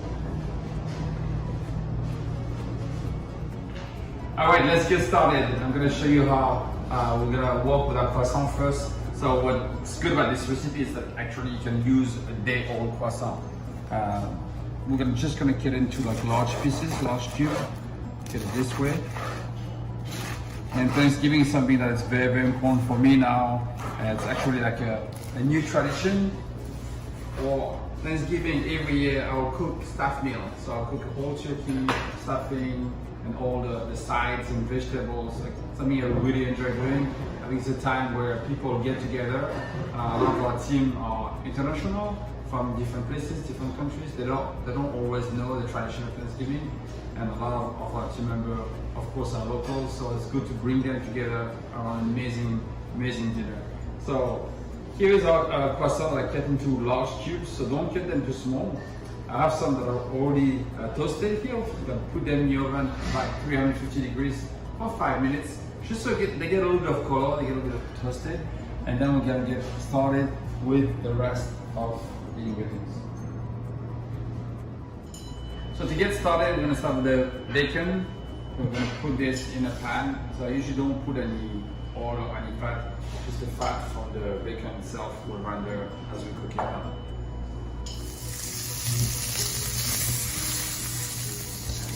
My bacon's been cooking for about a minute and a half. Now I have a little bit of coloration here. I'm going to put this aside in the pan, right here. Then I'm going to go back to the stove with a little bit of olive oil. And I'm going to start cooking our vegetables.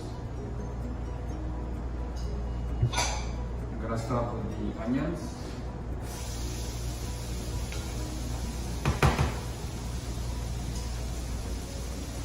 Then I have the carrots and the celery. I'm going to cook this slowly until they're sweated a little bit.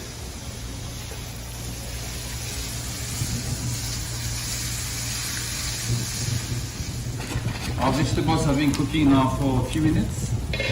With the lid on, I'm gonna add my sausage. So here I use Italian sausage without casing. And you can also use spicy sausage. Also work here. Break it down a little bit and cook it with the vegetable.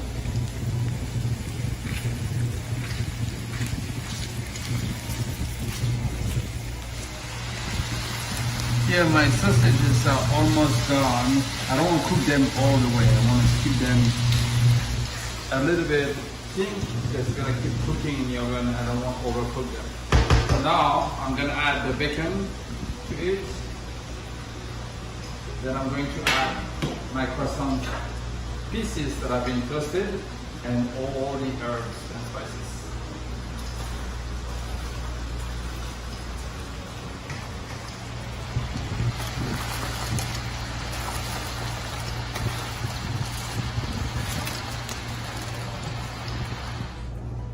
So now as you can see, my croissant have absorbed a lot of the moisture, the liquid from the vegetables and the meat.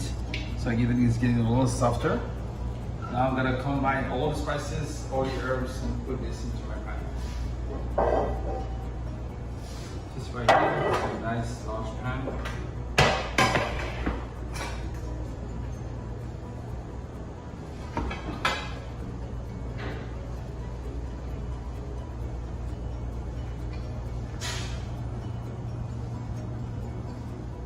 Now I'm gonna add all the herbs and spices. So don't forget, we have to preheat the oven at 350 degrees. I'm gonna add all these beautiful spices, cumin, coriander, and I have also a little bit of like chili flakes here, which I like. It's a little spice here. You can add or not. And then one of my favorite, I think the herbs. The herbs makes everything. It makes all the flavor. So tarragon, parsley, and chives. Everything cut very, very small, very, very thin. So you see this recipe is actually very easy to do. And all these herbs are really going to make this dish really, really special. And now I'm gonna add the chicken stock. I have about 400 grams of chicken stock here. I'm just gonna pour it all over. Now we're gonna mix this well. So the bread is going to absorb all the liquid that is contained between the juice of vegetables, the meat, and the chicken stock. I'm gonna soak it well for a moment. And then we're gonna finish with, of course, some butter. We're gonna put some small pieces of butter on top of this dish. So I'm really excited about this year. My son just turned 1 year old. He has a lot of teeth growing right now. And it's gonna be probably the first time I'm gonna be able to make this dish for him at home. Of course, maybe without the spice, but still excited about it. There we go. Making this beautiful dish. I'm gonna put this in the oven at 350 degrees for about half an hour.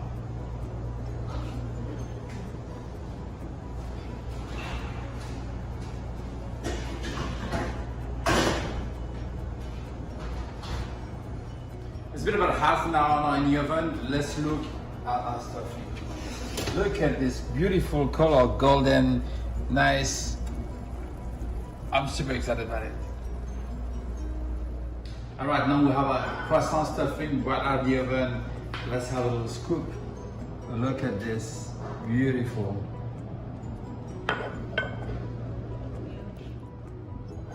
All right, and now my favorite part. We're gonna taste this. This is so good. This is just perfect for Thanksgiving. This buttery croissant, because all these herbs, aromatic, spices, and this like pork sausage, it's like gonna be perfect with your turkey. Thank you guys for watching. I hope you enjoyed this video. If you want to help support Not Kid Hungry, every dollar you give will provide 10 meals for kids that are in need. Thank you guys for watching and happy holidays. Gemma Stafford, Brian Hart Hoffman, and now Dominic Ansel. That is one heck of a lineup, and we are only halfway through. Now, listen, I hope you guys are having fun. I hope you're learning a lot, and I hope you're remembering to donate. Remember, 1 in 6 kids in America today face hunger, but every dollar you give today can help us feed 10 healthy meals to hungry kids. Guys, think about that. $1 gets you 10 meals. It's really, really incredible. So go to nokidhungry.org/Bake-A-Thon and donate away. All right. So listen, guys, I am now, let's see, here's where we are with the pie. So I caramelized the apples, and I want you guys to see this. This is important. That's flavor, right? That, like, when that's inside of the apple pie is going to be absolutely delicious. You know, you don't want anemic apples, right? Okay, so here's the apples. Here's my goo, right? Here's the apple cider goo that we made. Now, what I'm going to do is, I'm not going to use all of this. It's too much goo. I just want enough that will bind the apples together, so when you cut a slice of pie, it doesn't just like sort of moosh out. So I have my goo in here. I'm just going to kind of gently toss them around because these apples are cooked. So if I really stir vigorously, I'm going to end up with applesauce. And that, I think, would be the most disappointing apple pie. So here you can see it's like got a nice, like the apples themselves just have like a nice consistency. You see how it's like this nice sort of solid kind of chunk, but really gooey. And all that goo, like, really, it traps a lot of the butter. It traps all that flavor. This is going to be delicious. Now, I am making a Dutch apple pie. And I just learned this, funnily enough. But a Dutch apple pie is different than a regular apple pie because Dutch means it's topped with streusel, right? So we're going to put streusel on top of the apple pie instead of a top crust. And we could do a top crust. The thing is that I'm not really good at top crust, so I'm going to do streusel because I love streusel. It's nice to have like a little bit more texture, a little bit something crunchy on top too. That's not just the pie dough. And also I can do it and not look silly. And Bill Yassis won't make fun of me because I don't know how to make a top crust. Okay, so what I have in here, I have creamed butter and sugar and salt and a little vanilla and some oats. I put the oats in there because I kind of wanted to beat up the oats a little bit. It's not a lot. It's just enough to give a little texture. Right now, what I'm going to do is I'm going to raise this up. I'm going to turn on my mixer, and I'm going to take some flour and just kind of sprinkle it in. And I'm doing all this. This entire recipe is done by eye. So I know it's like crazy. You're like, wait a minute, baking, you have to, you got to measure everything. But there's something about all the stuff in a pie that you can just kind of do by eye, right? Like, you cut the butter and the flour I measure, but everything else, like, when you're making pie dough, you have to learn how to do it by eye because the recipe might say, 3/4 of a pound of butter and like 4 tablespoons of water. And then it turns out that you need 9 tablespoons of water, or something like that. So it's really important to be able to do this by eye so you really know what you're looking for. So I'm going to keep adding flour to the butter until it starts to kind of break apart and basically until it looks like streusel. Right. And that's when I know it's ready. Like a lot of times when things are baking, it's like, well, how do I know it's done? I was like, look at it. Like, is it done? Like, you bake it till it's done. You don't bake it for exactly 45 minutes. You bake it till it's done. Okay. So listen, you guys, coming up next, we're going to have a quick video from actress Tamara Mowry. And then we are going to have an amazing live demo with Chef Bill Yassis. And if you guys don't know who Bill Yassis is, he's one of my heroes, an incredible, incredible pastry chef. And I think he's probably going to make something really, really incredible. The two are now co-hosting Hulu's original show, Baker's Dozen, and we'll be showcasing their pie decorating skills with you today. Bill, I am so excited to see this. I can't wait. Let's see it. Tamara, take it away. Hi, you guys! I am thrilled to be a part of the Thanksgiving Bake-A-Thon live stream event benefiting No Kid Hungry. I believe in this because as a baker, a mother, a daughter, and a sister, I am so thrilled to be involved with this cause. I truly believe being a mother of two, no kid should go hungry. I will be sharing with you my go-to pie crust design that my family loves during the holiday season. And I hope you at home try out my design, as it is easy, quick, and the kids love it. As you prepare to feed your friends and family this holiday, please make sure to donate now to No Kid Hungry to help feed children in need. Every $1 we raise can help connect a hungry child to 10 meals. That is a lot. All right, so as you can see, I have my homemade crust right here, and all I did was pre-made another dough the night before, and I got a really cool sunflower pie cutter like this, and I'm just gonna dump it all on the pie, like so. Put a little egg yolk with some cold water, ice water actually, mixed in over to make sure we have that gorgeous caramelized color. And then I'm gonna put some white sugar on top, and I'll show you how it looks afterwards. Thank you, Tamara. And you showed me a photograph, which was awesome. I love hearing you talk about food. It just makes me hungry and want to try new recipes. So we are going to be it's all about pie these days for the holidays, and particularly today's fundraiser for No Kid Hungry. We're doing all kinds of different decorations. And I'll start out by telling you that, because it's part of the story, I'm here at Stone Garden Center for Agriculture. I'd just like to show you a little picture of what it looks like, because it's so beautiful. There is the background, these beautiful, it's on a farm. I don't know if you can see that, if the lighting is okay. So it's a working farm, and we use a lot of the ingredients and vegetables, and even the animals who live here. And so that's the reason I want to tell you today, because an animal is one of the features of our decoration today, but I'll get to that later. So again, thank you for joining us for No Kid Hungry. I'm going to start with a few basic rules about pie making.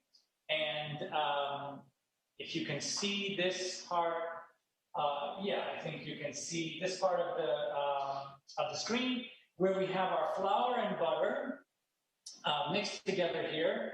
And it's really such a simple recipe, but it can be done in so many different ways. So it's just 4 ingredients: flour, butter, salt, and water. So the salt's already in there. I like to turn the machine on low so that we don't have an explosion of flour, which still happens to me. And then I slowly lift up the mixture itself. But today, there we go. Today we're going to do something that is really special, and it's a kind of decoration that's totally natural and delicious. It adds a little sort of spicy element to your pie, and I'm not talking about cinnamon. I'm talking about using fruit powders. So we're able to custom color our pie dough with natural fruit powders. So these are powders that you can buy in the grocery store now, and they freeze dry the fruits. Blueberries, raspberries, strawberries, you name it. And then they turn them into a powder. And it looks like this. Okay, so bright red. Now what I recommend is, because there's a lot of natural nutrients, these powders tend to stick together. So what I use is a sifter like this, so you don't have really a very big amount of lumps in there. So we're going to push it through our small sifter. And you're going to see that even with this is 2 tablespoons of raspberry powder, and it's going to color and flavor our pie crust. And we're going to be able to make some wonderful decorations with it. You can use this pie crust for the bottom crust or the top. I use a regular pie dough for the bottom, which I'm going to show you also in a moment. I use 20% whole wheat flour in my pie dough, and that is because I like the flavor. It has this kind of nutty flavor. It adds something that's more than just like a boring white flour. And also, I'm spoiled here because we grow a special wheat here at Stone Barns, which is whole wheat. It's called Redeemer, and it has, it's not only delicious, but it doesn't have the bitterness that we normally associate with whole wheat. So I'm lucky enough to be able to use that product here. But even at 20%, your pie dough will still be delicious.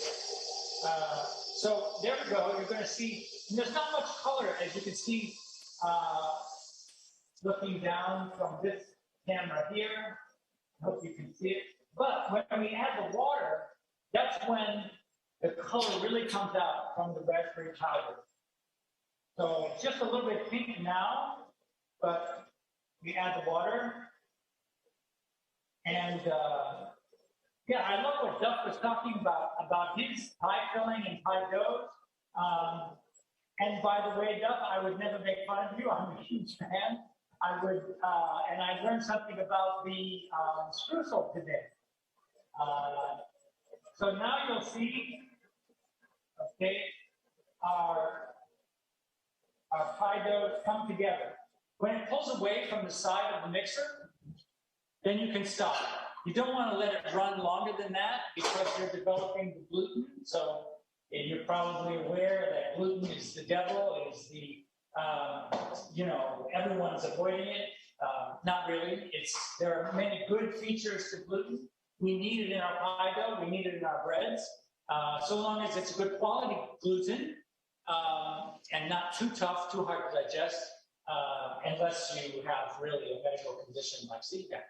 But it's the quality of the gluten, how much is there, and how strong it is. That's what we need to be worried about and interested in when we're making either pie dough or bread dough. Anyhow, in terms of pie dough, we don't want to develop that gluten because then it will be rubbery and not flaky.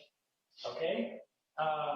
So here we have this beautiful pie dough, and then, of course, as Duff mentioned, and Brian mentioned also, you have to let it rest, which means in the refrigerator, and that is so that the gluten can relax. We all need to relax more, including gluten. So as it relaxes, it's easier to work with, and it doesn't shrink back so easily. And it's the shrinking that's the big problem. Okay. So we have our pie dough with color, as we said, can look like this once it's refrigerated. And I always recommend when you are rolling out pie dough, especially if you're in a warm kitchen, or if you're, you know, if you're kind of a novice in pie doughs, there's an easy way to work with it, and that is put it between these two plastic, you know, saran wrap. Plastic film. And then when you roll it out, nothing is sticking anywhere. Let me go a little bit closer over here, maybe you can see that better. So you have the ability to roll out your pie dough without getting, without sticking to the counter. Then when you're ready for it, you can open it up like that. Because sticking to the counter is one of the most annoying things about making pies. And that's when the swearing starts. When you think that you're rolling it out, it's beautiful, but it's totally stuck to your counter. You can't get it off. It rips off in pieces. Not fun. So, pie dough making with color. Now, the next trick or secret to great pies, I think, is to pre-bake the bottom crust. Even no matter what you're doing. I mean, obviously, if you're making like an open-faced pie, you pre-bake the pie crust. But I recommend refrigerating the dough, shaping it into your pie crust, into your pie dish rather, and then at that point put in whatever your weights are. These are kidney beans. We put those in there. I hope you can see that. The kidney beans go in, and then you put it in the oven, 350 for about 20 to 25 minutes. And what that's going to do is it's really going to bake the bottom crust. And then, well, you say, what happens to the rest? Well, just like Duff, I like to pre-cook my apples. So I pre-cook them. Why do I do that? Because if we use the traditional method of putting raw apples, sugar, and cornstarch into the pie dough, when it goes in the oven, all that juice, the sugar, pulls the juice out of the apples and the heat. All that juice goes down to the bottom of the pie crust and makes a soggy pie crust. Not good. We try to avoid that. We want flakiness. We want cooked all the way through. I'm sure you've had those pies where you dig into it and the bottom is just straw. Well, there's other reasons, but one of the reasons is that all that juice went down and prevented it from cooking. So here we shape it, we put those beans in, like we said, and then when it comes out of the oven, pre-baked, that only then do we fill it with our pre-cooked apples. So these are fantastic apples from the farm here. This is apple season. So you may have noticed that apples is a frequent ingredient on the show today. But that's cool because there's so many different apples. There's Mutsu, there's Fuji, there's Granny Smith, there's the Golden Delicious. So many different apples. Now, in this, I have not added much sugar. I added a little maple sugar, which gives it some character. Maple sugar and cornstarch. So the cornstarch goes in when the apples are cooking on the stove, and then when it thickens, comes back to a boil, then you get this beautiful sort of like jam, this apple jam or apple gelatinous apple, which that allows you when you cut it to have just the right amount of ooze. So you want to have your apple pie when you cut it, it just barely starts to sort of ooze out of the pie. Okay, moving on here. Then I put the top on. So I'm going to, remember I have this pre-baked crust here. We have our apple filling. And now I'm going to attach this top where always we organize ourselves so that we can find everything in our kitchen, unless we don't. Pastry brush, okay, I'm going to move into the camera here. We are going to paint around the outside with egg wash. Egg wash, also known, and might as well, let's do the middle too so we're sure it covers. Egg wash, also known as glue, or in this case, what's going to keep our top onto our apple pie. Okay? Now this came out a little bit bigger, so I'm going to use my knife to just cut off some of the excess. I personally kind of prefer the crust to anything else in the pie, so it's fine with me if there's a little extra crust, but that's a little too much. Now we get to that part, the fluting, very important. We seal the edge, and this is important so that the pie filling does not ooze out the side. That's more just for, it's not really a big deal, but it's more just for appearance. Always be sure to spill your egg wash while on camera. Well, as Julia said, there's nobody in the kitchen, so here we go.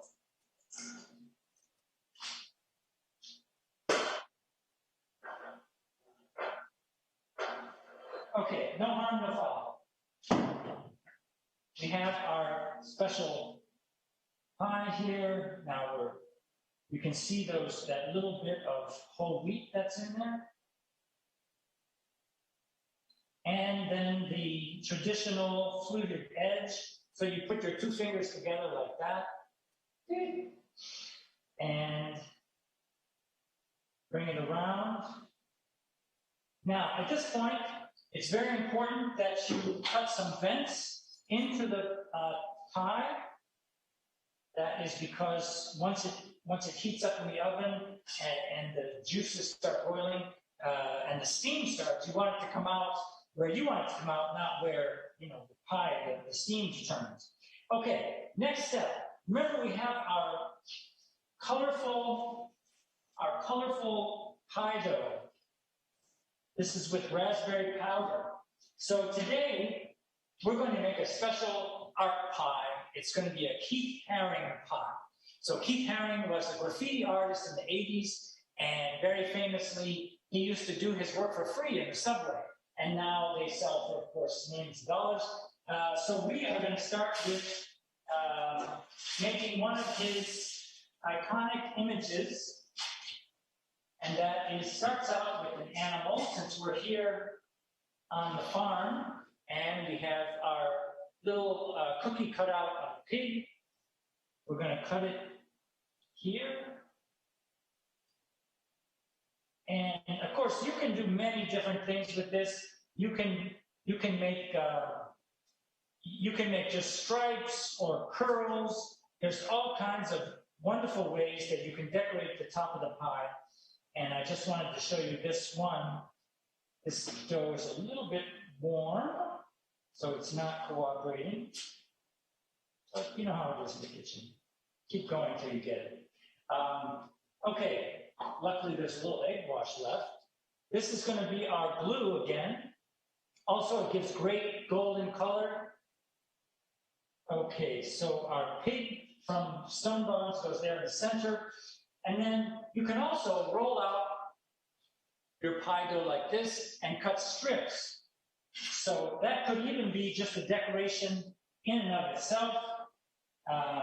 There's a lot of ways that people decorate pies in this shape. For example, and this was from somebody who was on our show.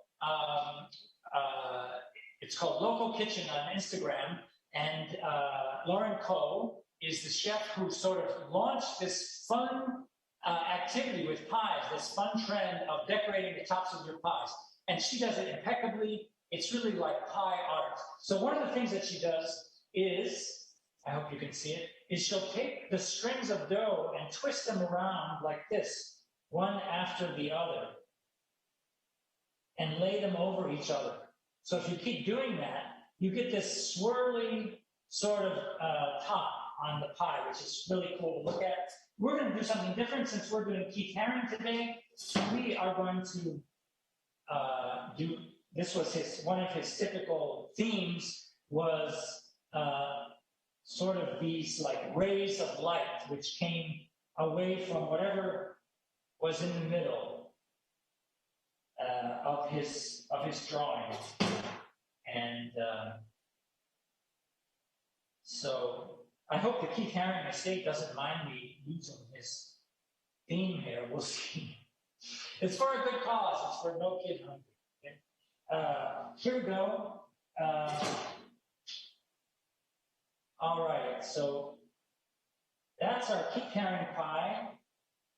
And it's ready to go in the oven now. It goes in the oven at 350 for another 30 minutes. Now you're saying, wait a second, you baked the bottom of the pie for 30 minutes, and so that's all baked, and the bottom of the pie is nice and flaky and cooked. Now you're going to put it in again.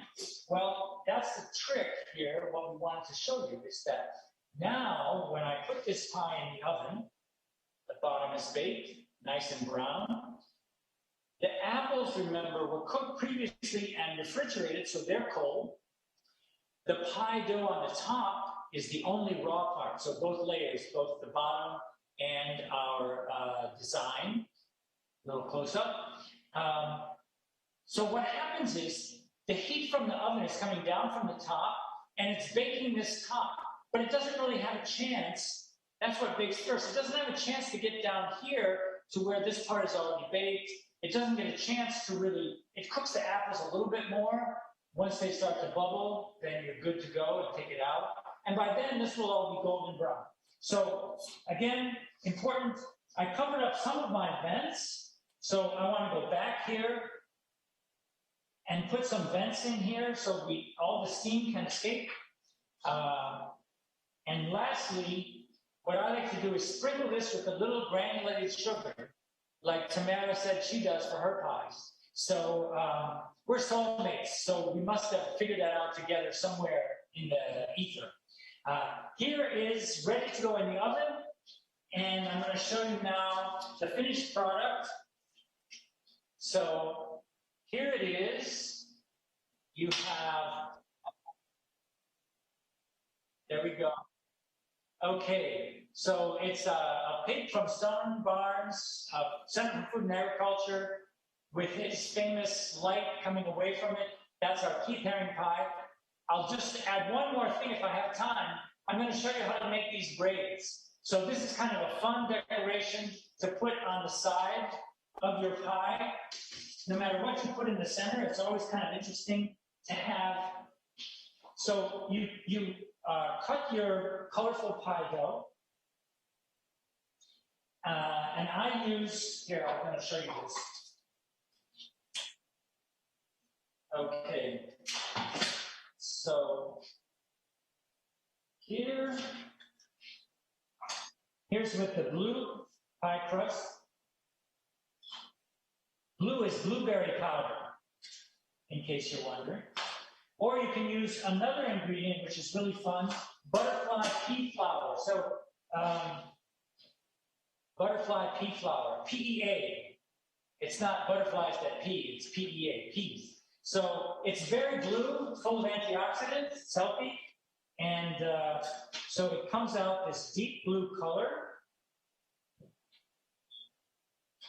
It's a little bit warm in here, so it's getting a little soft, but this makes it easy to work with. Let me try this. Speaking of sticking to the counter. Okay, here we go. We're going to cut this until we get some long strips.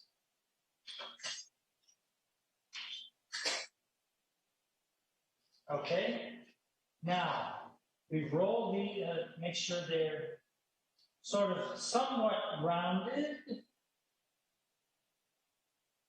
Okay, here's the red one.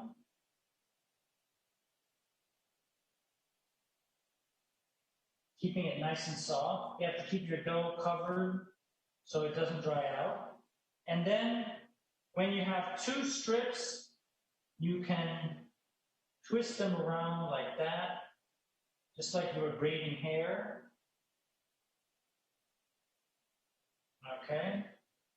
Twist it around, and that gives you this the wonderful effect of this braid around the outside edge. So use your imagination. You can come up with all kinds of different decorations. Always a fun thing to play with. Of course, if you have cookie cutters for Christmas trees, and or Hanukkah or whatever you celebrate, you can have these holiday baking cookies and cut them all out. Just be sure to use the egg wash so that it sticks to your pie dough. I really need to see if there's questions in my. Okay, here somebody asked, is the powdered fruit you use in your crust available to purchase? Yes, I see it in grocery stores all the time, in the baking section, or sometimes in the flour section where you buy different flours. There's a number of brands which are sold all over the country, and sometimes you'll find those fruit powders there. If not, you can always rely on the internet and order your fruit powders. They're really not expensive. You can use mango powder, raspberry, strawberry, blueberry powder, as I say. Almost any fruit that you can think of, peach, there are powders made from it. So they color the pie dough and they give it a nice flavor to match with whatever your filling is. You can also use other things besides fruit powder, like matcha tea for green. Matcha tea is the Japanese green tea. It's very potent, also high in antioxidants. It's a very healthy ingredient to use. There's all kinds of different ways to color without using food coloring, which I think is to be avoided, especially these days with all the concerns about health and safety. So anybody else have questions? They can put it into the chat there. Can you use bread flour for pie dough? No, you cannot. It's a federal law. It should be, it's not. But bread dough is very, very elastic, which is what you want when you're making bread, because that gluten, that elasticity is what captures the yeast, the air coming from the yeast, which is what makes the dough rise. The bread dough then is stretchy. It's allowed to grow and become like a nice, soft, big, fluffy bread, but not for pie. If you use it for pie, you'll have a very chewy, leathery, rubbery pie crust. So no bread dough. You can use all-purpose, and one of the advantages of pie dough is that there's so much butter in it that think of the gluten as strings that are forming. But remember, if you say you had butter on your hands and you tried to hold them together like this, they pull apart because those strings of gluten are now covered with butter, making them slippery. So they don't really hold together and make the kind of matrix that you're looking for when you use gluten. Great questions. Here's another one. Did you learn any new techniques from the contestants on Baker's Dozen? Yes, this is one that really got me excited that I mentioned. It's these decorative pie art from Local Kitchen, Lauren Coe. I learned so many other things. Like, I've been doing it a long time, and I learned a lot from the contestants on Baker's Dozen. There was, so the gluten-free winner made a beautiful wine, bottle of wine, all gluten-free, delicious. You would never know that it was not gluten-free. So both Tamara and I picked up some great tips.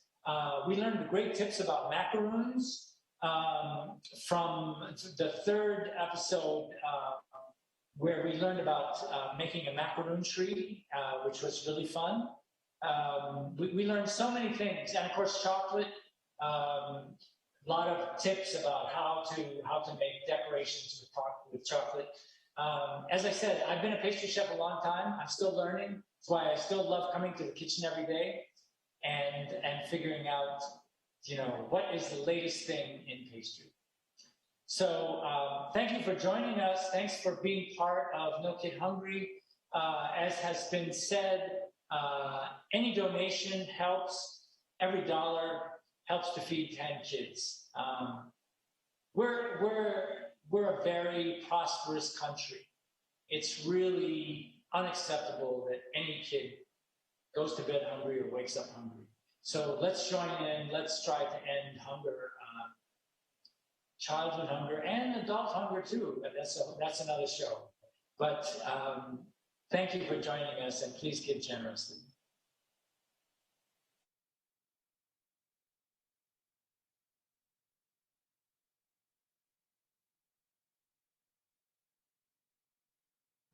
Hi everybody, I'm Andrew Smith and I'm an aerospace engineer, baker and one of the judges and executive producers on Baking Impossible on Netflix. I'm delighted to be here with you today for the Thanksgiving Bake-A-Thon live stream event to support No Kid Hungry. Now, I first came across No Kid Hungry last year when I was working with Joanne Chang as a fellow judge on the series, and I heard about all the wonderful work they are doing, so I'm thrilled to be here with you today. To share one of my favourite recipes, toffee pecan slices. And I'm hoping you'll enjoy making these at home to feed your friends and family, as well as raising loads of money for No Kid Hungry to help support others. So here's the recipe, and I hope you enjoy.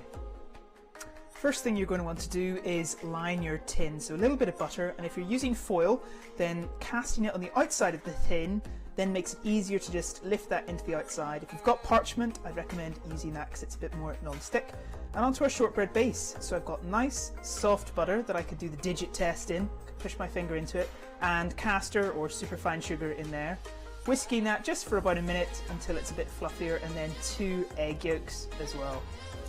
Next up, I'm going to sieve in plain flour. You could use all-purpose for cake for this. Some self-raising flour and some Bird's custard powder. Now, I love this because it just gives a really rich yellow colour. It's easy to get here in the UK. You could just use corn flour if you can't get it. Give this a little stir together, gently folding using a silicone spatula, and we're just going to bring this together into a nice soft dough. Getting my hands involved when things start to get a bit firmer, but I'm not kneading it. I'm just bringing it together into a soft dough. Now, I'm going to level with you. At this point, I realised I'd used a slightly too small tin. So if you're doing this at home, use a 12 by 10 tin and you'll be absolutely fine. I ended up having to use a second, slightly smaller tin to use all my shortbread mix. And I'm just using a palette knife, or you could use the back of a spoon or a spatula to flatten this down into an even layer, and that goes into the oven for 15 minutes on the middle shelf. Onto the caramel layer, I've got some golden syrup, some unsalted butter, some light brown sugar, and 2 whole tins of sweetened condensed milk. I'm also going to add a pinch of salt because, having worked with Joanne Chang, everything's got to have a little pinch of salt in it. Helps bring out the flavours. And we're going to heat this over a medium heat for about 10 minutes. You can do this whilst your shortbread is in the oven.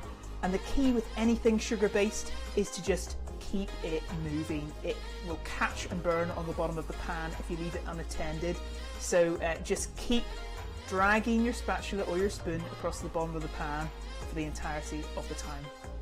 You'll see it starts to thicken up, gets a little bit darker in colour, which is great. That's exactly what we're after. Don't be tempted to stick your finger in it though. Sugar loves to stick to your skin, so no licking of fingers until everything's cooled. Okay, you've had my warning. There's my second sneaky tin. I'm being honest with you guys.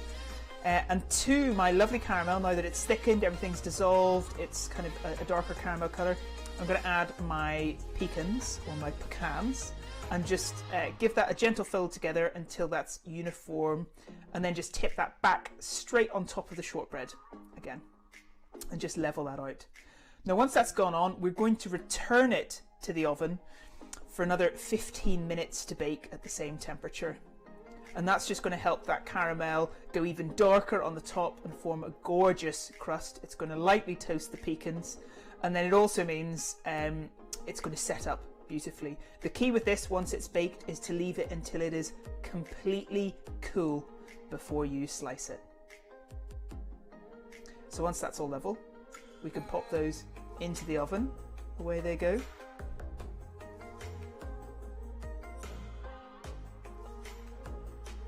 And then once they come out, a gorgeous dark crust with those pecans popping out. Doesn't that look tempting?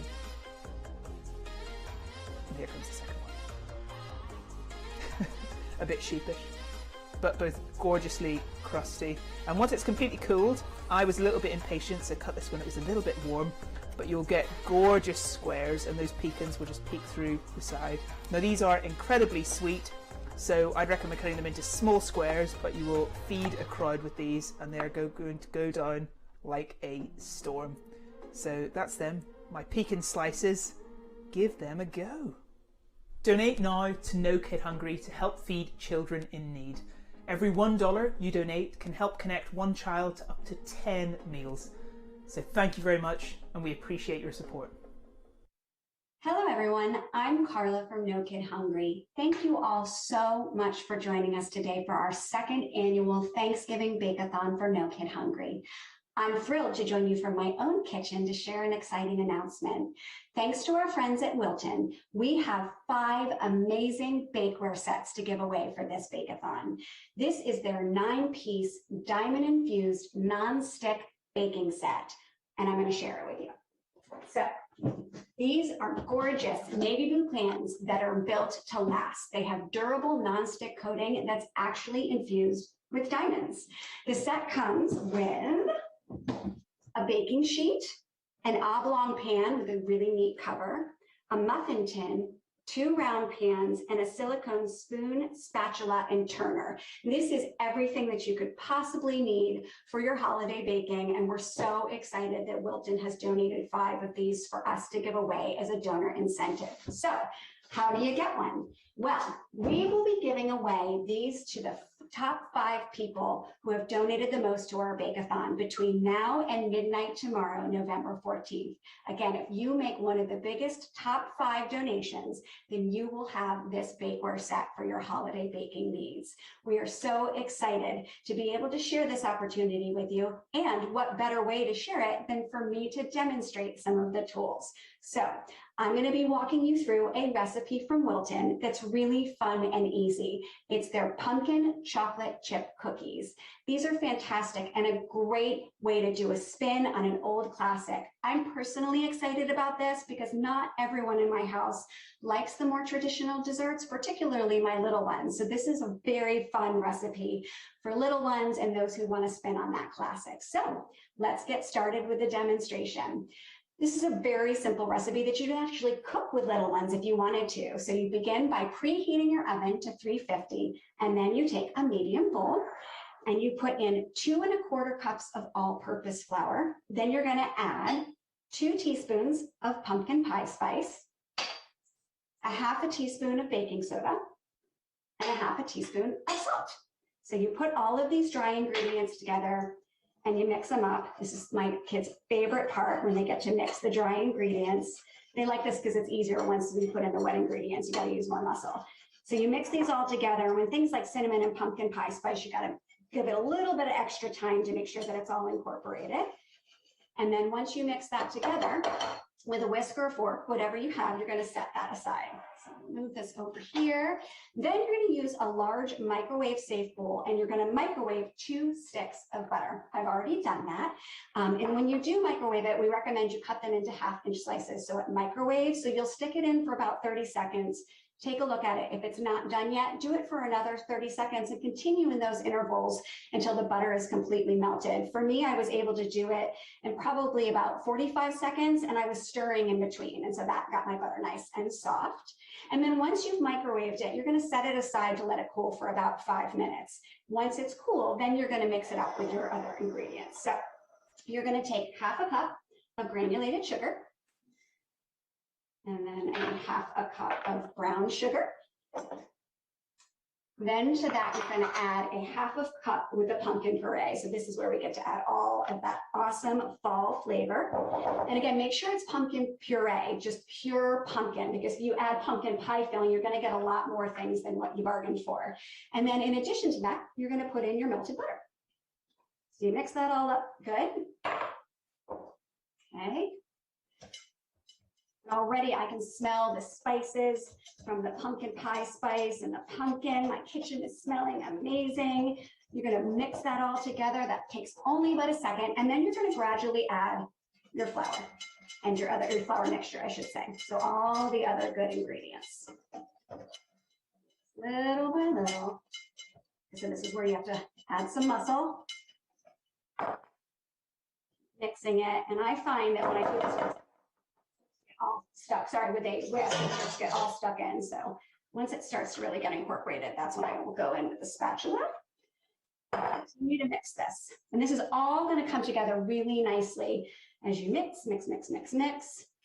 And then once it's fully mixed, then it's going to have sort of this, like easy mixture that feels like it needs a little bit of cooling. It's going to be a little soft. And so you're going to want to fold in, once you get this all mixed up, your chocolate chips. Now, I have a little one in my house who doesn't love chocolate. And I find that surprising, and I'm sure many of you do as well. But when I do stuff like this that has chocolate in it, what I'll do is I'll separate it into 2 batches. And so I will take 1/2 of this mixture and just leave it be. And then I will take the other 1/2 and put in the chocolate chips. With this recipe, it asks for 1.5 cups to be folded in.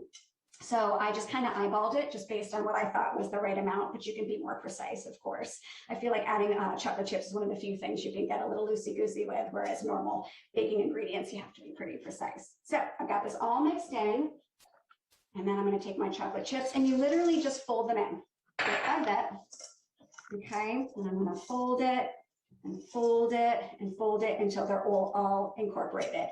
And then once this is done, you're going to use a tablespoon and you're going to put them into little balls. Okay, and if the batter is not hard enough, you can put it in the fridge for about 15 minutes to help you get it a little bit harder. Sometimes it gets soft, especially if it's warm in your kitchen. But you're going to put them into little tablespoon-sized balls, and you're going to place them about 2 inches apart. Once you do that, you're just going to push them down a little bit with your hand. My kids loved this step. So you push them one by one, okay? And then once you finish that, if you want some extra chocolate, for those of us that say the more the merrier on the chocolate, you can add additional chocolate chips. and just stick them right on top. Okay. And once you do that, you're going to put it into your oven. It bakes for about 10 to 12 minutes until the edges are light and golden brown. And then once they're done, you'll let them sit for about 5 minutes. That'll allow them to unstick.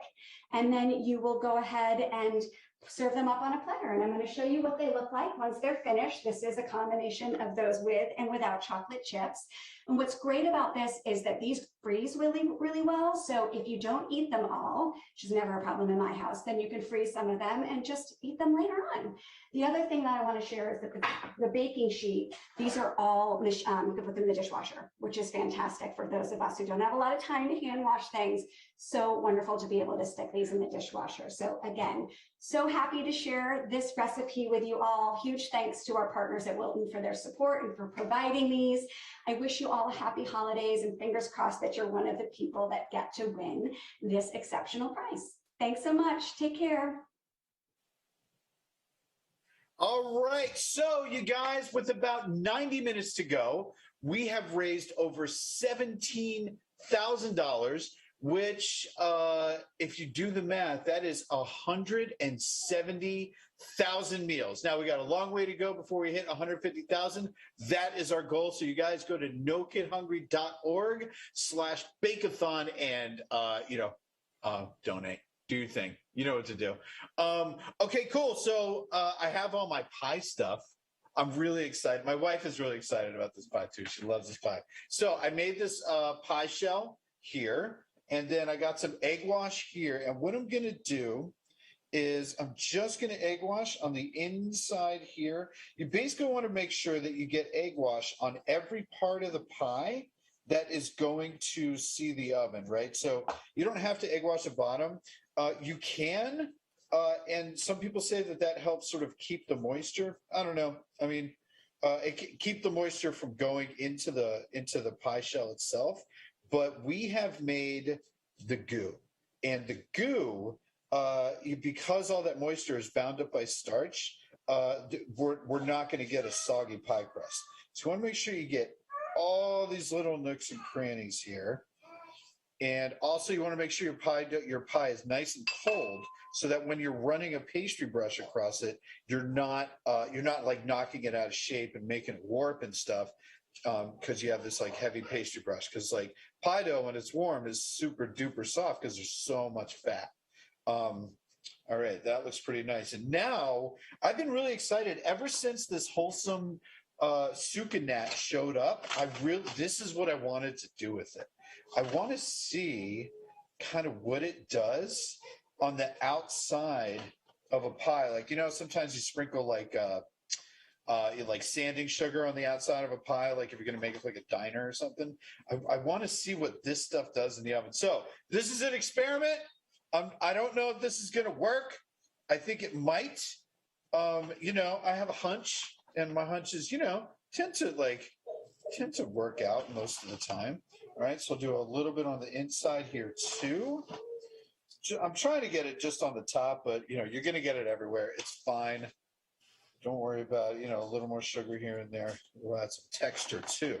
All right, so now there's the pie shell with all the sugar on the outside. Now, here's the pie. Here's the apples and the goo. All right, so now I'm going to put all this in here. And now you see, this is now at room temperature, and you can see what the texture is like. So now, when your pie is at room temperature, you can see when you go to slice it, it's not going to like ooze out everywhere. It's not going to, you're not going to like get a huge flood of pie juice. All right. Pie's like steak. You cut it open, all the juice comes out. You want it to be like meatloaf. You want your pie more like meatloaf than you want it like steak, if that makes any sense. Okay, now here's the streusel. So I made a bunch of streusel, and now I'm going to show you the coolest trick with streusel. The best streusel is the kind that's like kind of crunchy on the outside, but then when you bite into it, it's like really tender on the inside, like the kind on the like the Entenmann's like coffee cakes. That's really good streusel. So what you do is you take your streusel, and then you get a handful of it, and you squeeze it really hard, right? You squeeze it really hard like this, right? So it becomes sort of a cake. And then you break that apart. And what that does is you're squeezing out all the air and all you're making the streusel a lot more dense. So then when you make it dense and then you bake it, that dense inside kind of turns into like little tiny cakes. And then the outside gets really crispy, but it like holds its shape. So they're like, these little kind of crispy nuggets. They're delicious. They're delicious. Okay, so I am going to get this pie ready, and I'm going to stick it in the oven. And hopefully the next time I see you, I'll have a finished pie. But right now, we have a very special presentation from our friend, Chef Emily Lucchetti, here in sunny California. Hi, Emily. Hi, how are you? I wish we were there together. We are. Yeah, I'm in LA. I'm in Topanga. Where are you? I'm up in San Francisco. Yes, you are. So, okay, Emily, I don't know if you remember, but in 1998, you gave the commencement speech to my graduating class at the CIA in Greystone. That was a little while ago. It was a while ago. And you gave all of us, there was I think there was 11 kids in that class. You gave all of us these tiny little whisks. These little, have you used yours? I still have mine. It is hanging in my closet. When you walk in the closet, you flip on the switch. I have like all these sort of like things that are important to me, and that whisk is hanging in my closet. Just so you know, I still have it. That's great. Well, I don't think when I bought those 11 whisks that I would know that fast forward we would be talking here today. So that's really special for me too. I thought you'd get a kick out of that. All right, so Emily, I'm really excited to see what you're making. What are you going to make today? I am going to be making a pumpkin bundt cake. Now, we all want a Thanksgiving desserts that taste so delicious that we remember next Thanksgiving. But with so much going on with the turkey and the stuffing and everything else, there's so much to do. This is a super easy dessert and one that you can do a day ahead. The only thing you have to be careful about is hiding it so no one will find it and then eat it before you want to serve it. So what we're going to do first is I'm going to make the pumpkin bundt cake, and it's 4 eggs.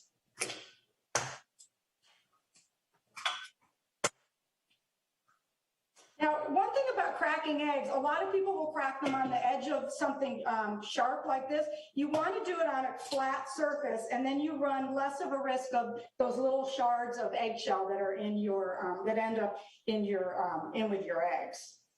So we just have our 4 eggs, and then 2 cups of sugar. And again, this recipe is so simple. You can just do it in a bowl. You don't need a mixer. And then I'm going to add a cup of vegetable oil.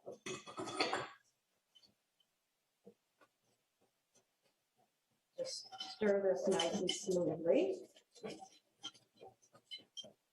And then add pumpkin puree. Now, in my early days of pastry work, I used to roast my own pumpkin, and it takes forever. And the thing is, too, is depending on the pumpkin, it's always not consistent as far as the amount of water in it and the amount of liquid in it. So what I've always done from then on is I just go and buy my pumpkin already pureed in the can. And this is an organic one, so you can make sure you get good quality pumpkin as well. Okay, now I'm going to add my spices, and in here I have half a teaspoon of kosher salt, a teaspoon of black cardamom, a teaspoon of ground cinnamon, and half a teaspoon of ginger. A lot of pumpkin recipes you just see traditionally flavored with just the cinnamon and the ginger, but I actually like the cardamom because it just adds a little background flavor and depth to the dessert. And then I have my flour and my baking soda. Now for baking soda, often when you take it out of the container, it's gonna have little chunks. So instead of sifting it, because then you have to get the sifter out, which is kind of a pain, I just take it in my hand and I just press out all those little chunks with my fingers. Because once it's got the batter of it enveloped around it, those chunks won't disappear in the oven.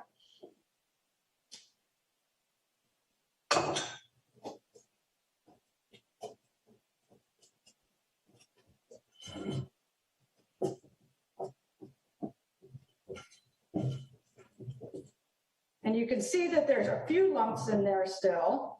So you just want to whisk it.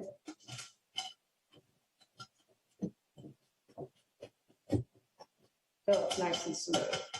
And then I'm going to switch to a rubber spatula and put it into the bundt pan. Now I'm going to spray the bundt pan, and what you want to make sure when you're spraying bundt pans, and always spray it right before you're going to fill it, because the coating won't sink into the pan, and it'll make it so the cake will fall out even more easily when it's done.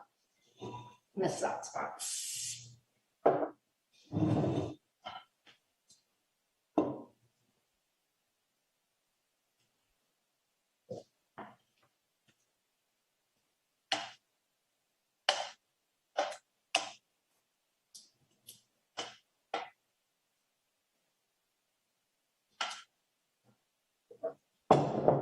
Okay, now this gets put in a 350-degree oven for about 35 to 45 minutes. I know that sounds like a really long amount of time, the difference, but it really just depends on your oven, and every oven is different. So even if I know my oven and it's the same oven I always use, I always set it on the shorter amount of time, because you never know when your oven might get wacky, and you just want to make sure you can always cook it for 5 more minutes, but you can't look at it and say, oh, you can't have those 5 minutes back.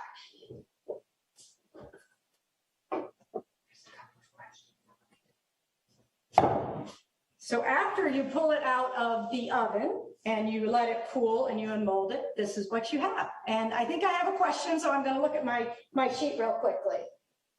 One of the questions was about adding a different kind of puree besides pumpkin. You could definitely add a sweet potato, which would work really well. You want to do things that would be in the same family, like butternut squash or acorn or sweet potato, because of the texture that's involved. And, there is the fact, if you don't like pumpkin, you may not like any of the others. So I would just go with another recipe, but you can do the sweet potato or something if you want. And if you don't want to do a bundt pan, if you don't have a bundt pan, is another question. You can actually do this in a probably a 9x9 pan or a 9x13 pan. The other thing you can do with this cake is really delicious that I've done. Do it in a 9x9 pan, cut it up in chunks, and layer it with whipped cream, and make a trifle out of it. And that's something that's different and delicious as well. So what I'm going to make now is a cream cheese frosting to go on top of that. So out of view, I'm just going to get rid of this mess here for a sec.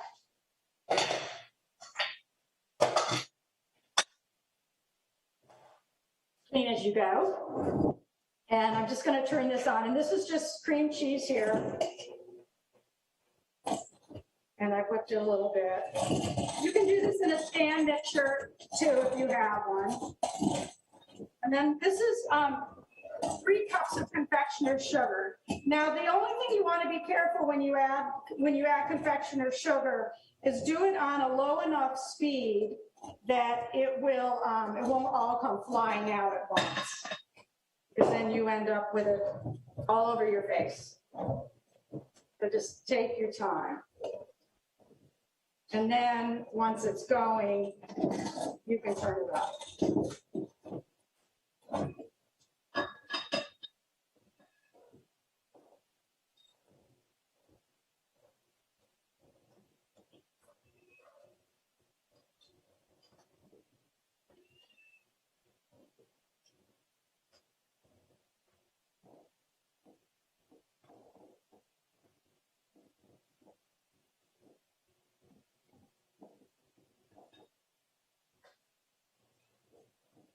I'm always a stickler for desserts that aren't pumpkin pie for Thanksgiving, because I actually never had pumpkin pie growing up for Thanksgiving. My parents didn't like it, so it wasn't until I got married and went over to my husband's house, and all of a sudden I'm like, what's with this pumpkin pie every year?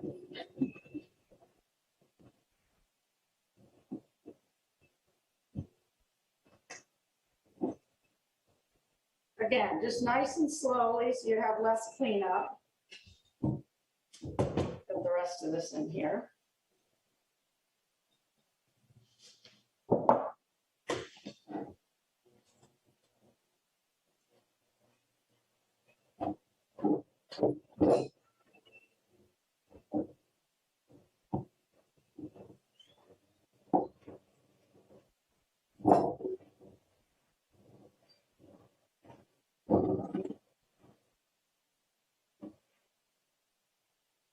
Okay. Now we'll just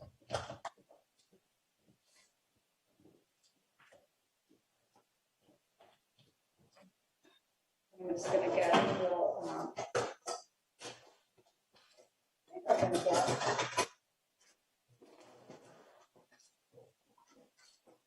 a little offset spatula that I've got you there.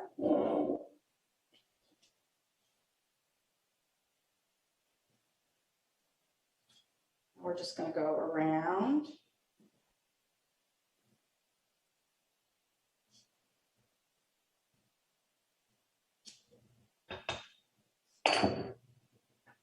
Now, if I was going to make this cake a couple days ahead, which I said you can do, I would wrap the cake without the cream cheese frosting on top and just wrap it well in plastic wrap and keep it at room temperature. You don't want to refrigerate it because that will dry the cake out as it draws out a lot of moisture. And you can see there's a lot of frosting on here, but I'm a frosting girl, so if you're not a real frosting person, you don't have to put this much on, but it tastes so much better with it. And you just want some of it to drape down the sides. You don't want to be that even or precise about it. And then we'll put two things on top. We're going to put some toasted pecans. And then I also have some candied ginger, which I like to add. One, because of the sparkle of it, and two, it just, you really get that ginger, the ginger hit. And then you can see it needs a few more pecans over here.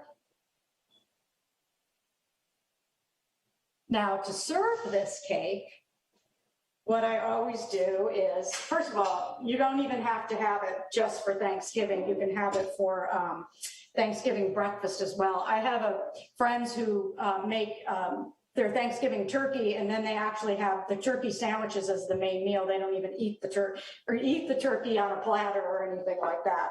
So what I like to do with one of my holiday desserts is always make one and have it for coffee in the morning. So you want to take a nice piece like that, and you can see how beautiful and moist it is. And then my favorite thing to serve with this are a couple things, is whipped cream, or my favorite is coffee ice cream. Coffee and pumpkin go so well together that you just put a little bit of coffee ice cream on there. And then just to gild the lily a little bit, because it is the holidays, just add some chocolate sauce. So you go from a very simple plated, a very simple bundt cake to a very delicious finished plated dessert. And I want to thank you all so much for really joining us all today. And I hope you've learned a lot of tips and tricks and things like that. And it's really important that we all support No Kid Hungry, and we all try to eradicate children's hunger. But before I go, we got a couple more questions. Could you add chocolate chips? You could definitely add chocolate chips. I would say you could add chocolate chips, but you could also do, my favorite thing is add chocolate chunks, is just take a chocolate bar and just chop it really finely so you get kind of more long slivers than you get little pieces. Because one thing when you make a cake like this and it has such a beautiful smooth texture is when you get those chips in there, they're bigger and they're harder. And because they're chips and they're formulated the way that they are, they have they're meant to keep their shape. Where if you use a piece of baking chocolate and you cut it more on in more of a rectangular or a thinner piece, it's going to melt and but still keep its shape in the cake so much better. You're going to enjoy the taste of it more. let's see. Do I prefer measuring all the spices instead of a pre-bought pumpkin pie spice mix? Well, it's funny that you bring that up because I get on my soapbox about that, because when you buy the pre-mixed spices, you're buying their mix. You may not want as much nutmeg. You might want more cinnamon. And so you're allowing them to kind of control it all, where I would much rather put in all the little amounts of everything that I want. And maybe because I've been a pastry chef so many years and I've eaten so many pumpkin desserts, I've had things that are over cloved and over nutmegged so much that I really prefer not to use those in my desserts at all, because you have to be super careful with nutmeg and clove, because a little bit carries and would just obliterate the cardamom or the ginger or the cinnamon in there. And that's why when recipes say like 1/8 of a teaspoon nutmeg and then a whole teaspoon cinnamon. So I'm always, if you want to make your own, that's fine. I think that's great. I kept them separate today just so you could see everything that was going in there. But if you want to make your own blend, go ahead and do that. But I wouldn't buy the ones that are in the store. So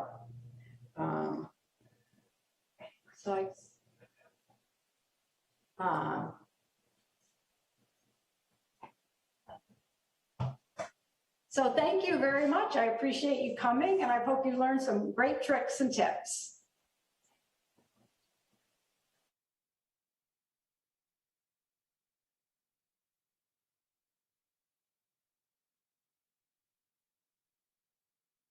Hi everyone, I'm Amy Robach. And I'm Joni Robach. That's right, and we are so excited to be here for the Thanksgiving Bake-A-Thon live stream event benefiting No Kid Hungry. So we're hoping that you'll bake along with us, or at the very least, you can go to my mom's website, myketohome.com, and you can bake the keto pumpkin swirl cheesecake that we're about to make. It's perfect for Thanksgiving.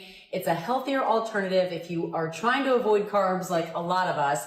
And the great thing is, while you could bake with us or at least plan your Thanksgiving keto cheesecake, you're also helping to raise funds to feed hungry kids. And there has never been a greater need during this pandemic. 1 in 6 children may be subject to hunger. And so every dollar counts. Don't think that any amount is too small. Every little bit counts. $1 we raise actually can help connect a hungry child to 10 meals. So please enjoy the recipe, but also feel free to open your wallets and donate and be generous, please. So Mom, let's get started. Our crust, instead of being a graham cracker crust, is almond flour and nuts primarily. So we're gonna go ahead and get started making it right now. All right. So we've already got our almond flour here, measured out. So Amy's gonna put in some pecans and pumpkin pie spice and cinnamon. Yes, and we've already chopped them very finely.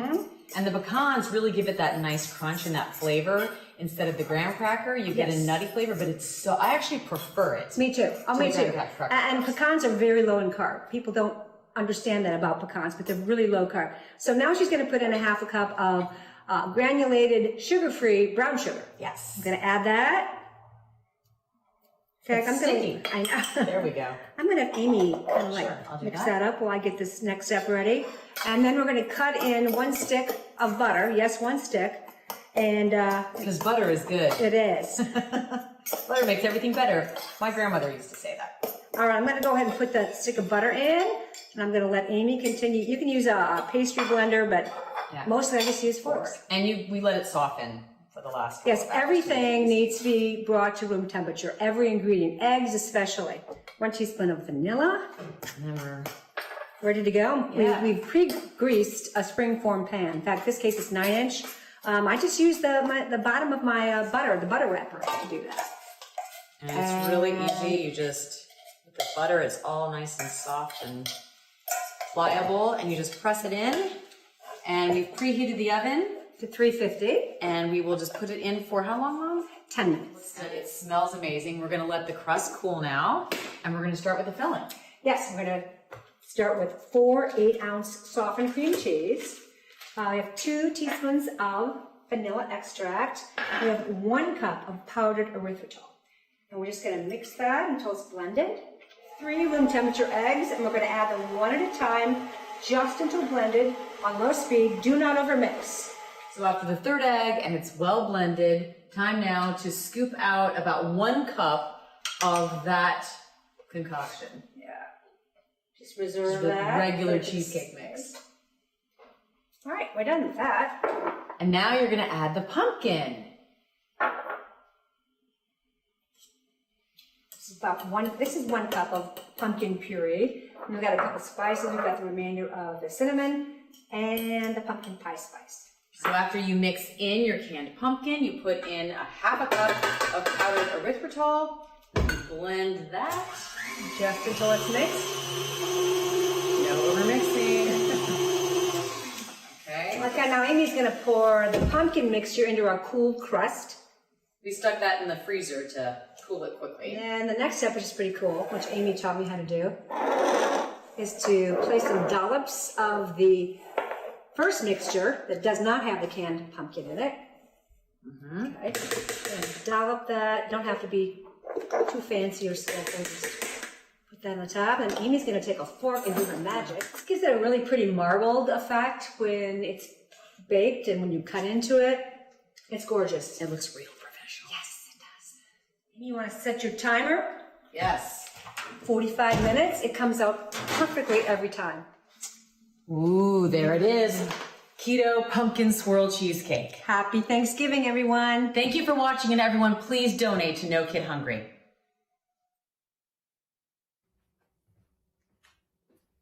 Hi there, I'm Chef Gail Gann, and I am thrilled to be part of the Thanksgiving Bake-A-Thon live stream event benefiting No Kid Hungry. I'm going to teach you a simple recipe so you can feed your friends and donate at the same time to help feed hungry kids. What we're going to make today is a really easy no-bake dessert, actually. It's going to be a cranberry orange fool. Only a few ingredients needed, so let's get started. We've got 2 cups here, I believe, of fresh cranberries. You can also use frozen ones if that's all you've got left from last year. But go ahead and put 2 cups of fresh cranberries right in your pot.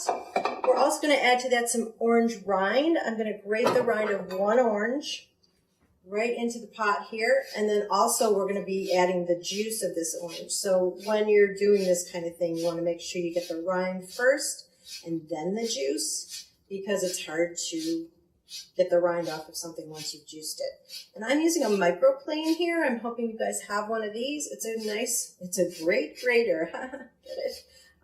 For getting citrus rind off. Really easy, really kind of sharp, so you want to be careful when you're using it. But they're also good for like grating garlic or Parmesan cheese, so they're fun to have in the house. Now, once you've grated all of that, a lot of the rind is on the back there, so I'm going to go ahead and knock that off. And then let's cut the orange in half and go ahead and squeeze the juice out. I'm actually going to cut it into quarters because my juicer is meant for lemons, which are a little smaller than oranges. So I'm going to use one of these, with the holes in the bottom. So go ahead and place it cut side down in your juicer, or just, you could just squeeze it too, but I like to get all the juice out. And what we're going to do is we're going to cook these cranberries with the orange and the orange rind, with the orange juice, the rind, a little bit of water, and some sugar. So we're basically making like a cranberry juice, like a cranberry relish almost. And then we're going to fold that into whipped cream. And that's what a cranberry orange fool is. A fool is always some kind of cooked fruit that's then sort of swirled or folded into whipped cream and served in a dessert glass. A very easy dessert. You can do it with almost any fruit. But since it's Thanksgiving is upon us, let's go ahead and do cranberry, I thought. There's all the oranges juiced. We're also going to need to add a little bit of sugar. Just a half a cup, because those cranberries are really tart. Go ahead and measure out half a cup of sugar. That's going in. And then we're going to add just a quarter cup of water. That's just enough to kind of get things going, get things moving. Stir that together, and you're going to cook that until your cranberries pop open. Okay? That's going to dissolve the sugar, cook away some of the water, and get the cranberries to be kind of jammy. Bring up that nice orange flavor from the rind. So while that's heating up to cook, let's go ahead and whip the cream. Usually I do 2 cups of cream for this size recipe, and then a little bit of sugar in there, maybe like a tablespoon of sugar in that whipped cream. And I've got a whisk attachment here on my mixer. So we're going to go ahead and turn that on high. It's going to be a little loud. Sorry about that.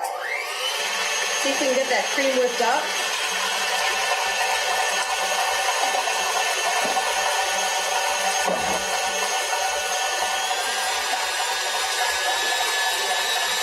Sorry about the noise. But maybe you guys could even cook along with me. This is so easy.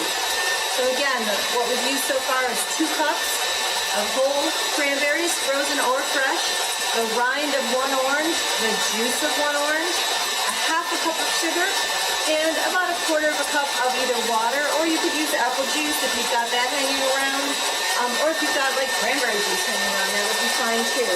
And you're gonna cook that until they burst open and start to like break apart. And then what I like to do is let it cool. And then we're gonna go ahead and kind of smash it up, or you could use a hand blender and really blend it. And my cream is almost whipped. We're just looking for like soft heat, and that's what we're gonna swirl this puree into. Almost there. And because I added the sugar at the beginning, plenty of time for it to dissolve. There we go. All right, so we've got this cream all whipped, right? We've got a nice peak there. Now, here's some of that cranberry that I cooked earlier, and it's already cooled off. So you want to make sure it's cool because you don't want to fold hot cranberries into cold whipped cream. It'll, you know, deflate the cream. But go ahead and I'm using a potato masher, and smash that together. That'll bring some of the pectin out from the interior of the cranberries, but also kind of break it up a little bit. Careful, it kind of sloshes around. But it'll give you sort of a chunky texture. If you like a smoother texture, go ahead and put it in a blender or use like a stick blender. So let's go ahead and make that final dessert. And I can hear that my cranberries are just starting to come up here. But let's go ahead and make one, a finished one. I've got just a pretty dessert glass here. And I'm going to put a spoonful of the whipped cream in, and then we'll swirl in some of this cranberry. There we go. Maybe you guys recognize me from my show Sweet Dreams that was on Food Network. It's actually back on Discovery Plus. So you can cook with me there if you want. Or I also had a virtual cooking school called Kitchen Sisters Cooking School, and I'm doing classes there. Feel free to sign up for one of those if you want to cook with me again. So I'm just adding some of the cranberry, and let's add like 1 more spoonful of whipped cream, and that is cranberry orange fool ready for Thanksgiving. Just kind of swirl your spoon around so that you get, you know, nice kind of marbling of the cranberry in the cream. And that's it. Easy, right? I hope you get a chance to make this for your friends. I hope you get a chance to donate to the Bake-A-Thon. We got to feed those kids. We got to get them fed. And $1, I think, goes for 10 meals. So every dollar is really worth it. So please donate to help feed hungry kids.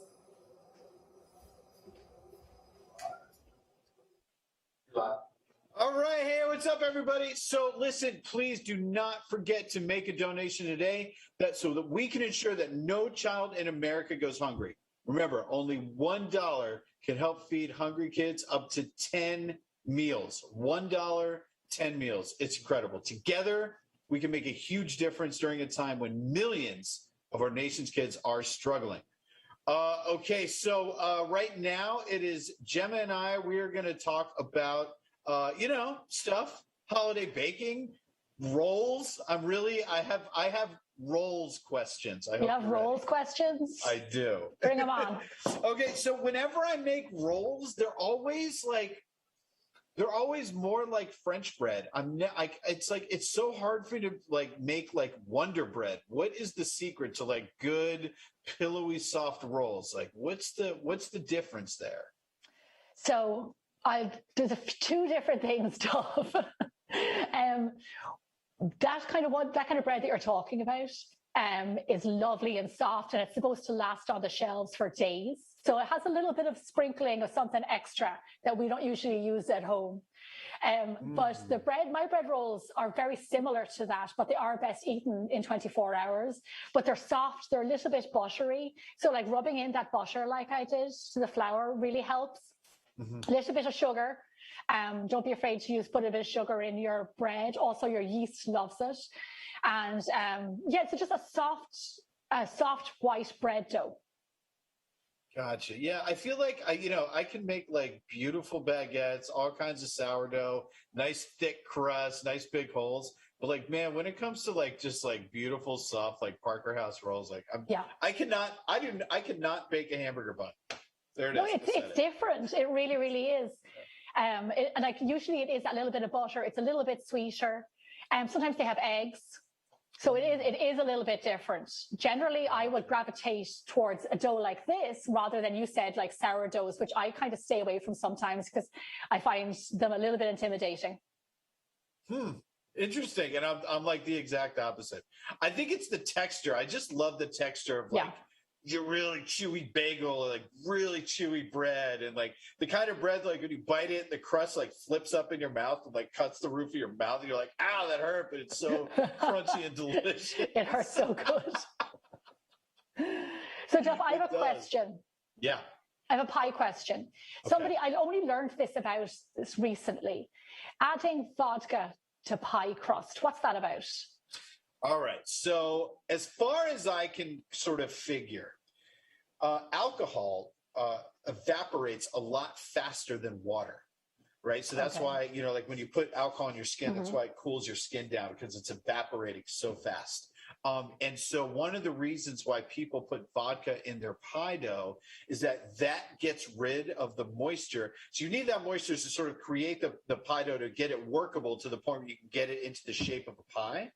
Then once you get in the oven, you want all that moisture gone so you can start getting Maillard reaction, you start getting browning, you start getting caramelization, and you start getting crispiness, right? So the quicker you can get rid of the liquid, the more the crispier and crunchier and flakier your pie dough is going to be. And I think that is the trick. I do it. I also put a little tiny bit of lemon juice too.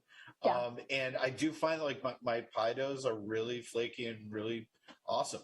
So I highly recommend. I haven't tried it. Yeah, I think it's one of those things where it's like, it's a cool trick. I think it does help, but it might also be a placebo. Yeah, maybe. It might be like, But I also, like you said, I put lemon juice into my pie crust. My mom always did this when I was young, and I noticed that it does like give you a tender kind of crumb, and it tenderizes the flour. Yeah, it makes it so like when you get your flaky pie crust, it's not as crackery. Yeah. Right. So it's, it's like, it's not as like, because sometimes you get a really flaky pie crust, but it can also be like a little, it's like almost like a saltine kind of sort of texture. And so when you're adding that acid in there, I put white vinegar. You put a little bit of acid in there, and it makes it so it's a lot more tender. You're not getting that kind of like, should I have this with coffee or clam chowder? I don't know. You know what I mean? I love No, I get that. I believe me, I've made crusts like that. I shouldn't admit that, but I have. So I know exactly what you're talking about. Oh, we all have. We all have. I gotta see my pie. It's still doing it. Okay, it's looking good. It smells amazing. I bet it does. I used, I don't know, did you see the Cuisinart? Yeah. Have you seen it? So I used it like sanding sugar on the outside, and it's getting really dark, but I have a feeling it's going to be delicious. Yeah, that sounds good. Yeah, right? So is this what you're having for your Thanksgiving, Duff? Okay, so Thanksgiving, I am making, I'm making a chocolate babka. My wife loves my babka, and so we're going to make sure there's a babka there. I am going to make a Dutch apple pie. Yeah. I am making your rolls. I'm serious. Watch on Instagram. I'm going to be like, I am making these rolls because I've never learned how to do it, and I'm really excited to learn how to make these rolls. So I'm going to make your rolls. Nice. What else am I going to make? I think I've been planning my Christmas baking more than my Thanksgiving, and I should probably give Thanksgiving a little more thought. What are you making? So we have a group of people coming to my house this year, and half of them have never celebrated Thanksgiving before. A lot of them are from Europe. So I actually was thinking of like leaving off the pumpkin pie this year and maybe just like mixing it up a little bit with like a chocolate fudge pecan pie that I make. Yeah. We're going to do some pavlova, because I was saying earlier, I adore pavlova, and just make it like a not so traditional, but keep the turkey, stuffing, all that stuff the way, like traditional, the way it should be. So I grew up in a town called Sandwich. It's in Massachusetts on Cape Cod, and it's like 2 towns over from Plymouth. And like Thanksgiving was a big deal. Yeah. And, you know, we live, you know, we're on the ocean, and my mom would make oyster stuffing. And I love seafood. I love everything that comes out of the ocean. And so my mom made oyster stuffing, you know, back there. And I loved it. Now I'm the only one in my family who likes it. We live in California now. And so we're having the same thing. We're having about 20 people over at my house. And I'm doing just the baking. And I told my mom, I was like, I want oyster stuffing. And she's like, there are 19 other people that are going to be there that don't want oyster stuffing. I'm like, I don't care. I want oyster stuffing. So she's making 2 stuffings, one with oysters and one without. And like mine's just like a little, she's making me like my own little special stuffing. I get, you know, it's the same with me, because we don't have Thanksgiving in Ireland, but Christmas time, my mum makes Christmas dinner. Nobody else gets involved. Let her do it the same way she's been doing it for the last 30 something years. And like, don't change anything. But one thing that she does with her stuffing is she does sausage stuffing. So she gets sausage meat. She makes her own breadcrumbs, or she buys them at a butcher, which is really common in Ireland. And she cooks down her onions in sage, a lot of butter, and then mixes that with cold sausage meat, breadcrumbs, maybe an egg, a little bit of milk, and then bakes it in the bird. But it's like sausage stuffing is the way it should be. I love British cuisine. I haven't been to Ireland, so I don't know if I like Irish cuisine, but I think I probably might. I just love, it's just like hearty and thick, and just the spices are good. Lots of pepper, lots of sage, lots of butter. It's one of my favorite kinds of cooking. My stepdad is from London. And oh, no way. We got to eat a lot of bangers and mash and stuff like that. Like I love traditional British food. You know what? The thing I loved the most in London was the Indian food. Yeah, Indian food in best London Indian food. Amazing. It's amazing. On Brick Lane. I don't even know where we were over there filming, and there was a restaurant that was across the street from our hotel. And it's like, you know, when you're filming, you got long days, you get up really early, you go film, you come back, and you're just like totally wiped. And there was this like hole in the wall Indian place that was across the street from our hotel, and we ate there every single night, like 6 nights in a row. And like we loved it. It was incredible. Like we got the vindaloo, and it kicks your ass. That stuff is spicy. Those guys don't mess around with their vindaloo. No, they don't. But man, everything was delicious. It was cool. It's a tiny little restaurant. It had a dumbwaiter. The kitchen was underneath the dining room. And so all the food would come up through the dumbwaiter. Like we were all like just fascinated by that. We were like, wow, how does this place work? You know, it was incredible, man. It was really, really good. Yeah. In Ireland, we eat a lot of Indian food as well, and that comes from the British influence. So in my house now, I live not too far from you in LA, and I'm always making curries. Always. Not as hot as a vindaloo, but a lot of like Indian style curries.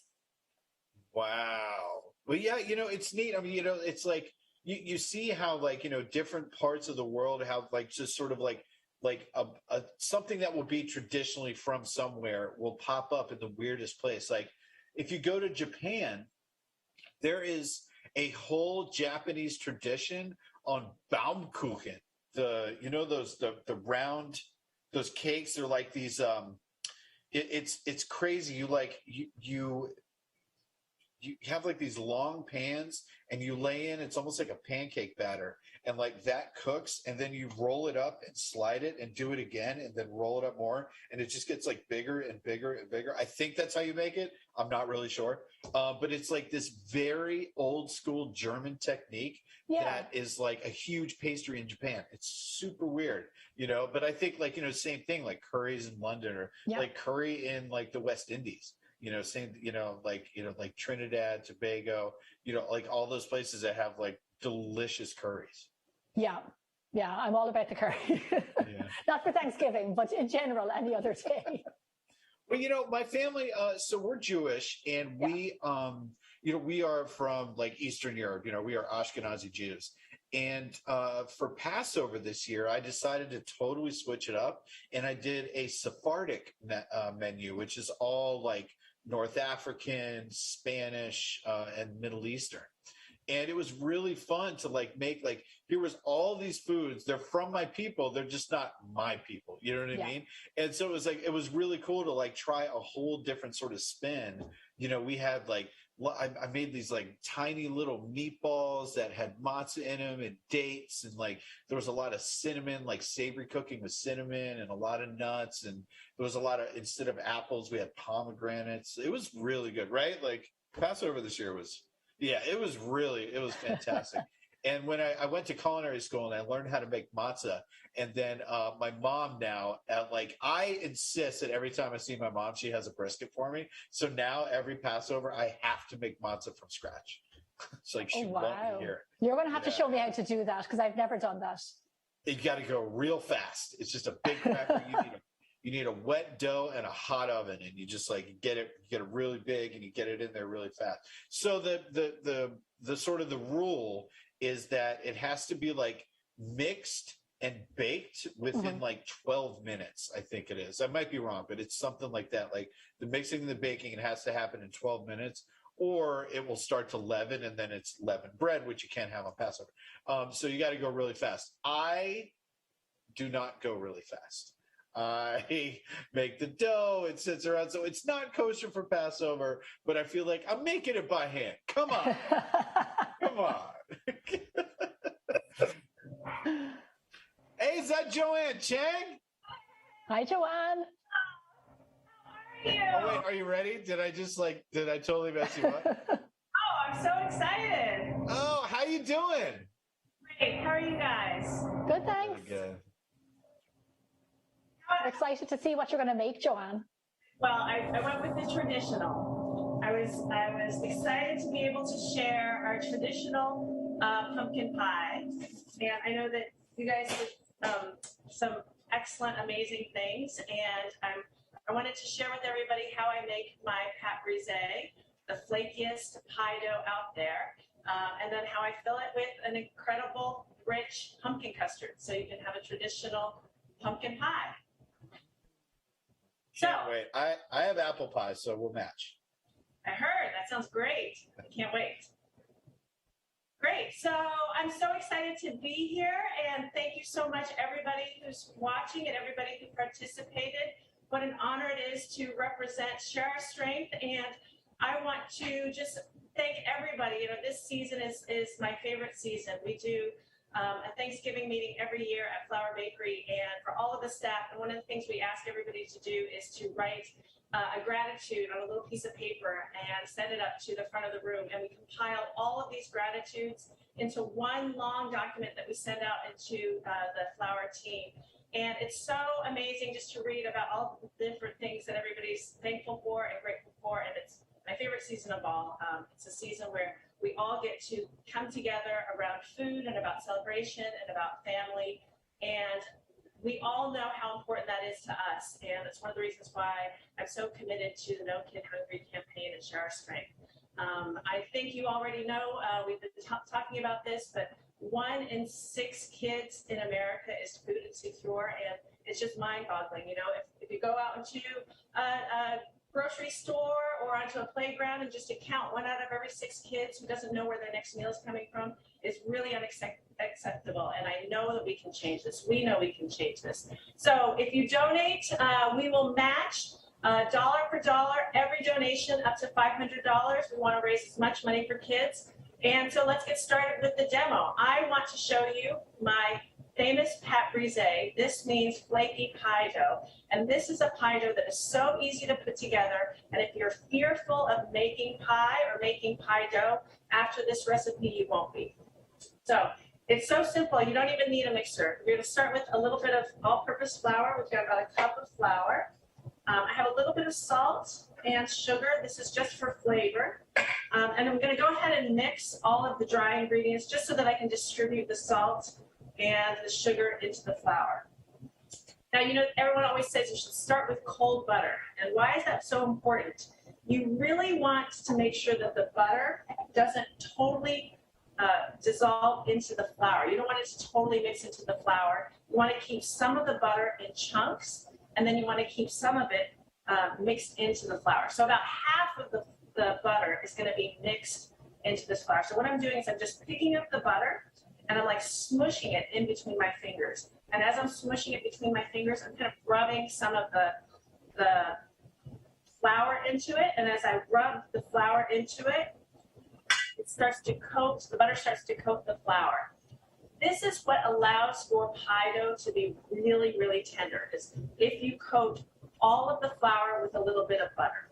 It's that fat that is going to make the pie dough melt in your mouth and tender. But when you're making a pumpkin pie, what I really love is that flakiness, right? When you take a fork and you cut into that slice of pumpkin pie and it kind of shatters where the crust is. So how does that happen? That is when you actually have pieces of butter. This is why it's so important that the butter is cold. I want some of this butter to actually stay in pieces. In fact, I want to do this and kind of smush the butter until I have enough butter that's mixed into the flour, but half of the butter is in these kind of like marble-sized pieces. So let me show you. You see, hopefully you can see how there's still some big chunks of butter, but there's also a lot of butter mixed in to the flour. So once you've mixed in about half of the butter into the flour and left some of the butter in chunks, now is when you add your wet ingredients. So I like a pâte brisée that's really tender, really flavorful. So I actually use a little bit of milk. I have 2 tablespoons of whole milk, and then 1 egg yolk. Just gonna crack this egg open. And I've got 1 egg yolk in here. And you want to make sure to whisk the milk and the egg yolk really well together so that you don't get, you know, like little bits of egg yolk one place and little bits of milk another. So now I've got this egg yolky, milky liquid, and I'm just going to drizzle that over the whole thing. And then gently with my fingers, I'm just going to lift, lift, lift. And at this point, it really is kind of a shaggy mess. But that's actually what I want. In fact, we call this working it until it becomes shaggy. So why is that so important? Let me show this to you. This is as far as you want to work the dough. You see that? It's like, doesn't look at all like a pie dough. This is as far as you want to work at this point. Okay, clear some room here so you can see what I'm going to do next. This next step is where all of the magic happens. This is called dressage. So I take this mound of dough and I kind of hold it all together so it's like a mound. And you can see it's kind of falling apart. But what I'm going to do is I'm going to take the heel of my hand and I'm actually going to smear down this fill. I'm going to take the heel of my hand and smear down like that. And by doing so, what I'm doing is I'm forcing those butter chunks to become long, flat sheets.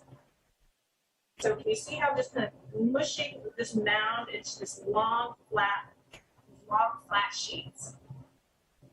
These long sheets of butter are what is going to go into the oven once you've rolled out your pie dough and become really, really flaky. So once you have these long sheets of butter in your pie dough, I just did the dressage once.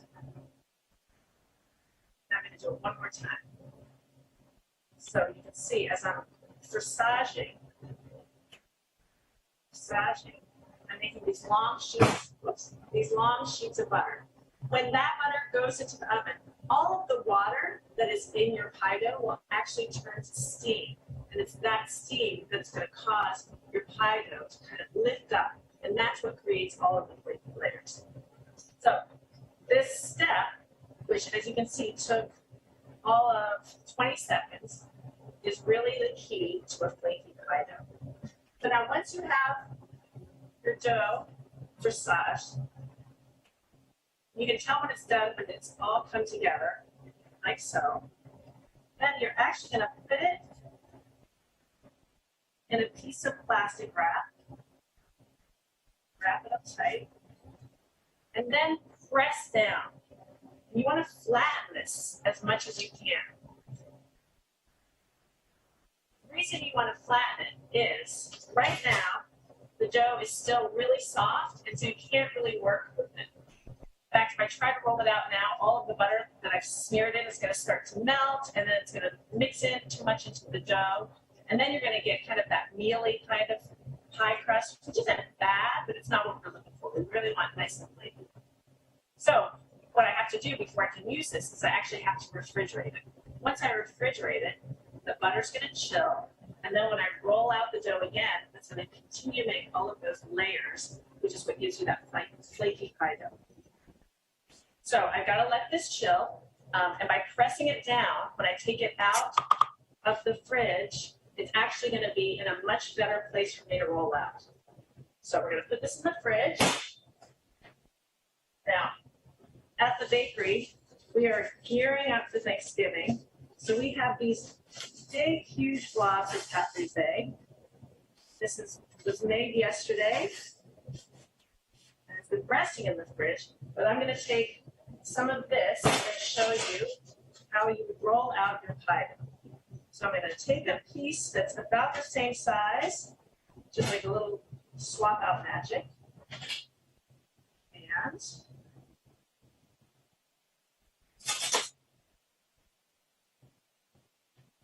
And now we're going to roll out this pie dough.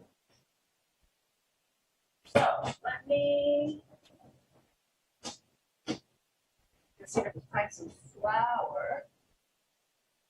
I don't have the flour right here, but I'm going to press down this piece of dough, and now we're going to do what's called blind baking. So I'm going to actually roll out. I'm going to roll out this dough, and I'm going to line a pie crust, and then we're actually going to bake the pie crust before we've even filled it with anything. And the reason for that is if you roll out the dough, and then if you don't pre-bake it or blind bake it, then when you fill it with custard and then bake the whole thing, it's actually going to be a little bit gummy, right in that area where the custard meets the pie dough. Again, it's not the end of the world, but we're trying to make the perfect traditional pumpkin pie. So you really want to take the time to blind bake it. So the way to roll out pie dough is rather than going back and forth, which I think a lot of people do when they're rolling dough. What I do is I start in the middle and I actually push out. Then I give the dough a quarter turn, start in the middle, and then push out. And I keep doing that, start in the middle and keep pushing out.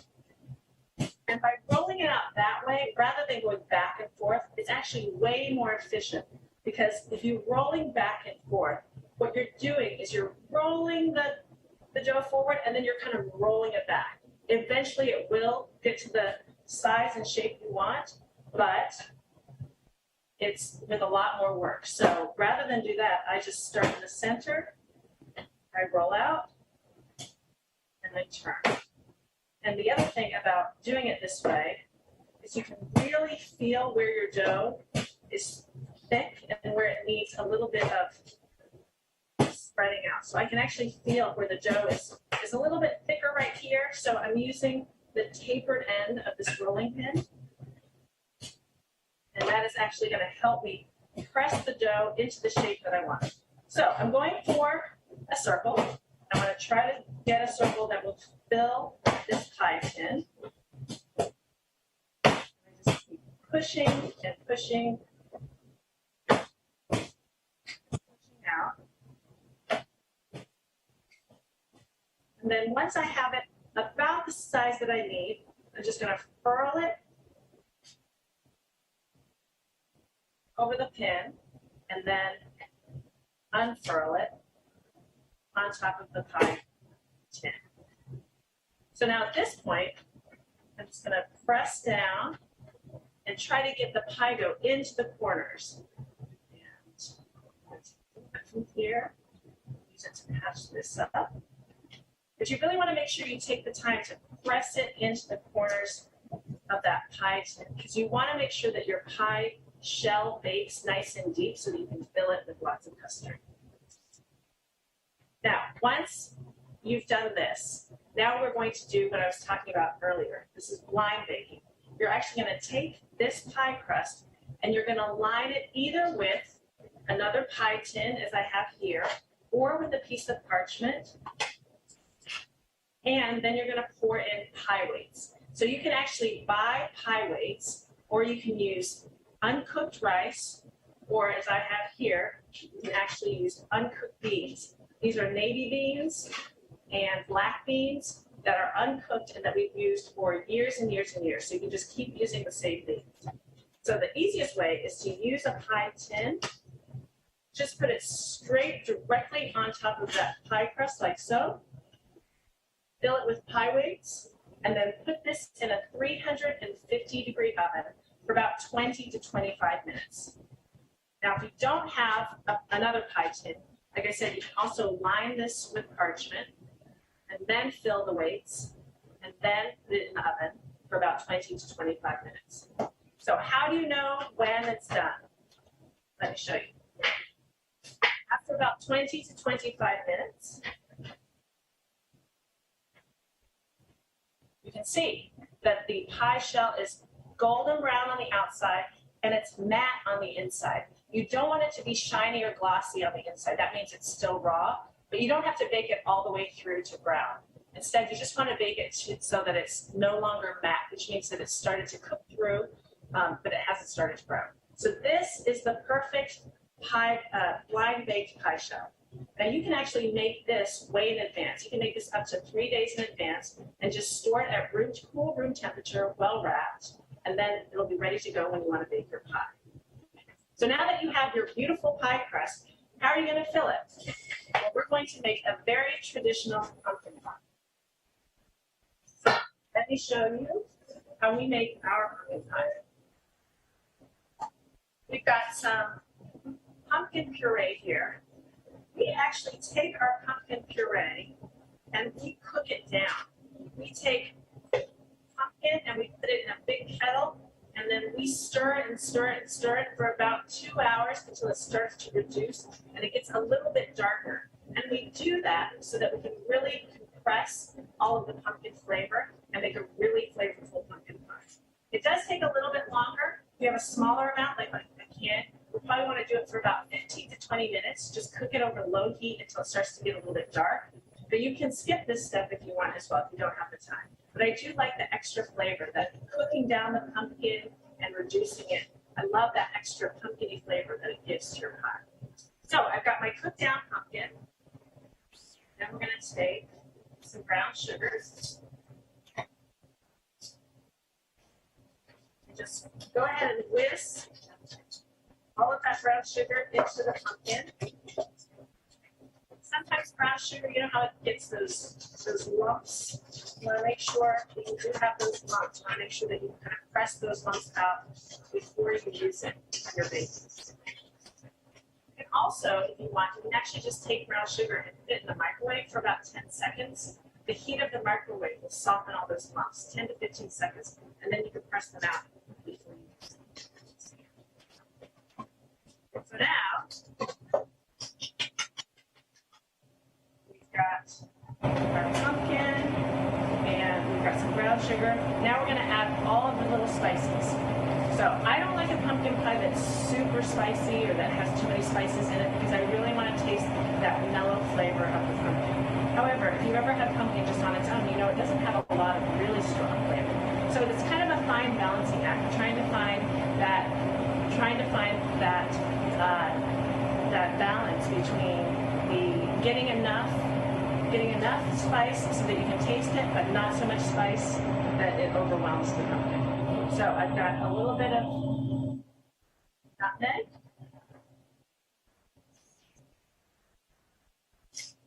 Then we've got some ground ginger, a little bit of cinnamon,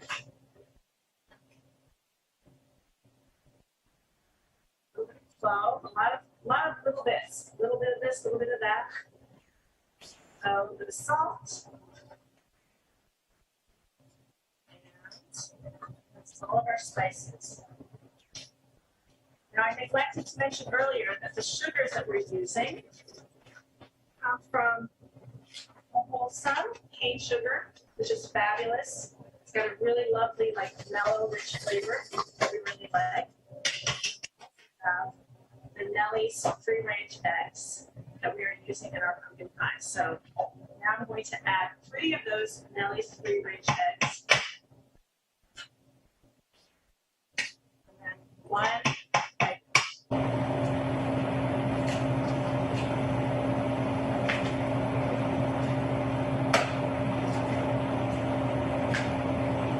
And we add egg yolk just for extra richness.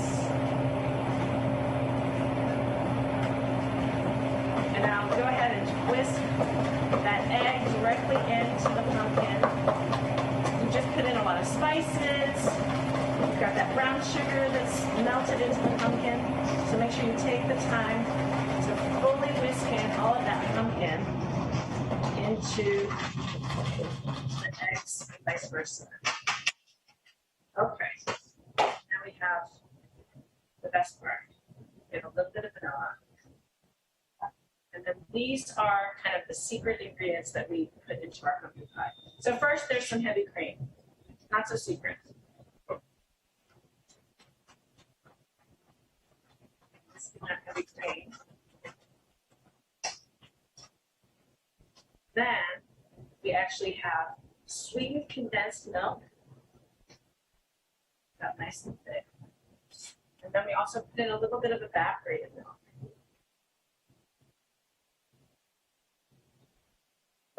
Having these dairy flavors that are really deep and rich mixed into this pie gives it an incredible depth of flavor.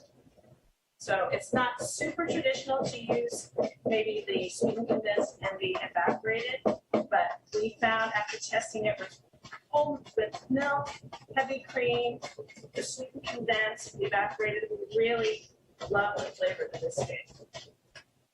Now, depending on the depth of your pie shell, you're either going to have enough pumpkin custard for up to 2 pies, or if you have a really deep pie shell, then you'll have enough for just 1 pie.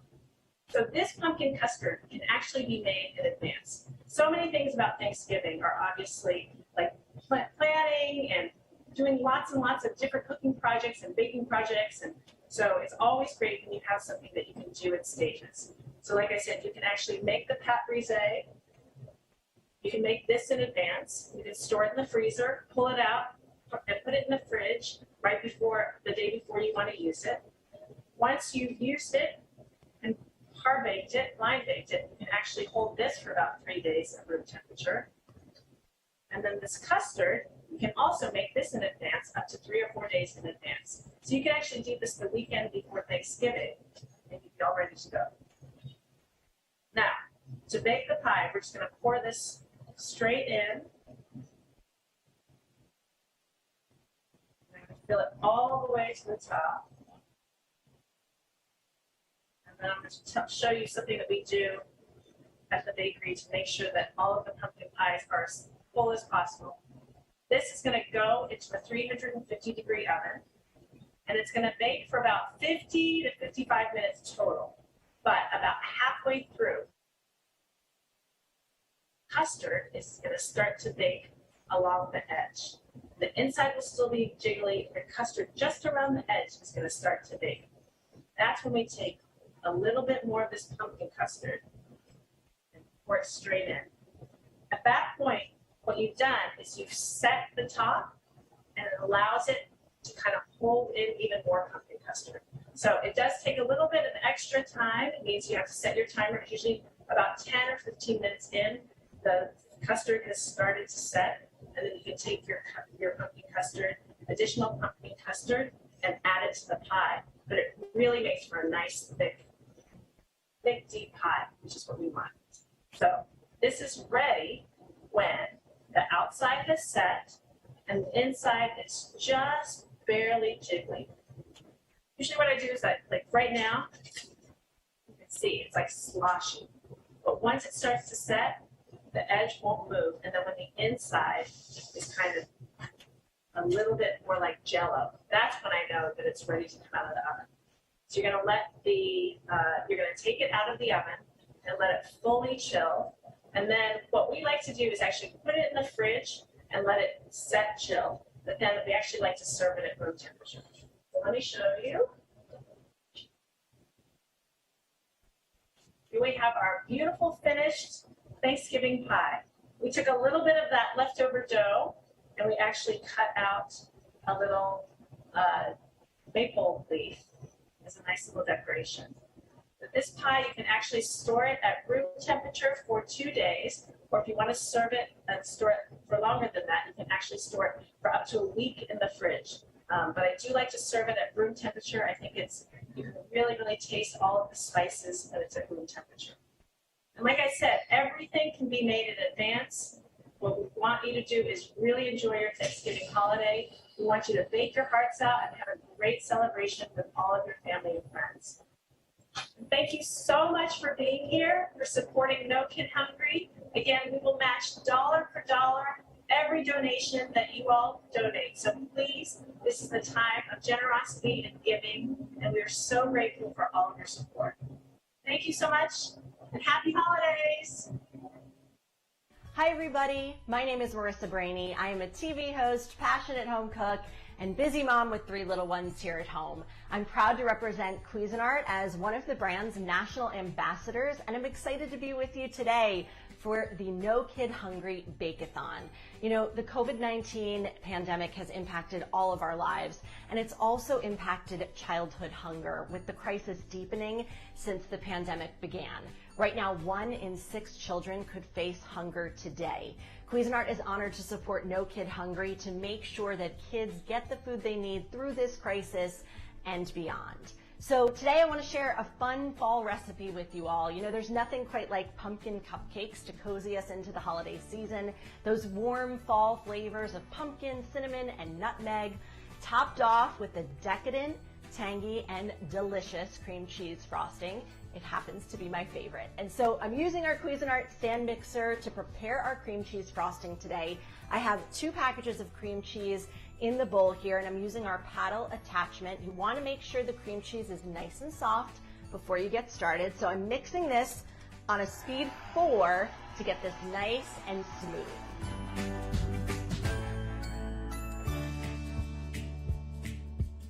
All right, I've bumped this down to a 2 speed so we can add in our confectioner sugar. This is 5.5 cups. You want to make sure to sift this ahead of time to get any little clumps out. And you want to add it slowly because this definitely can get a little messy, but the splash guard here really helps as we get this all in and combined. Okay, I've scraped down the sides of my bowl. Now I'm going to add in 2 teaspoons vanilla extract. And I'm going to kick this up to a speed 5, which is going to bring together our frosting beautifully. Okay, look how beautiful this is, and it smells even better. I love this frosting because it's so versatile. It's great on something like a carrot cake. It's also a really nice contrast on a deep chocolate flavor cake or cupcake as well. So I'm going to get our cupcakes frosted with our cream cheese frosting. I'm topping these off with a little simple piped cream cheese frosting and a dash of cinnamon for a little pop of fall. And there you have it. I love sharing my passion for all things food, entertaining, and motherhood, and I'm so happy I could be with you today for this important cause.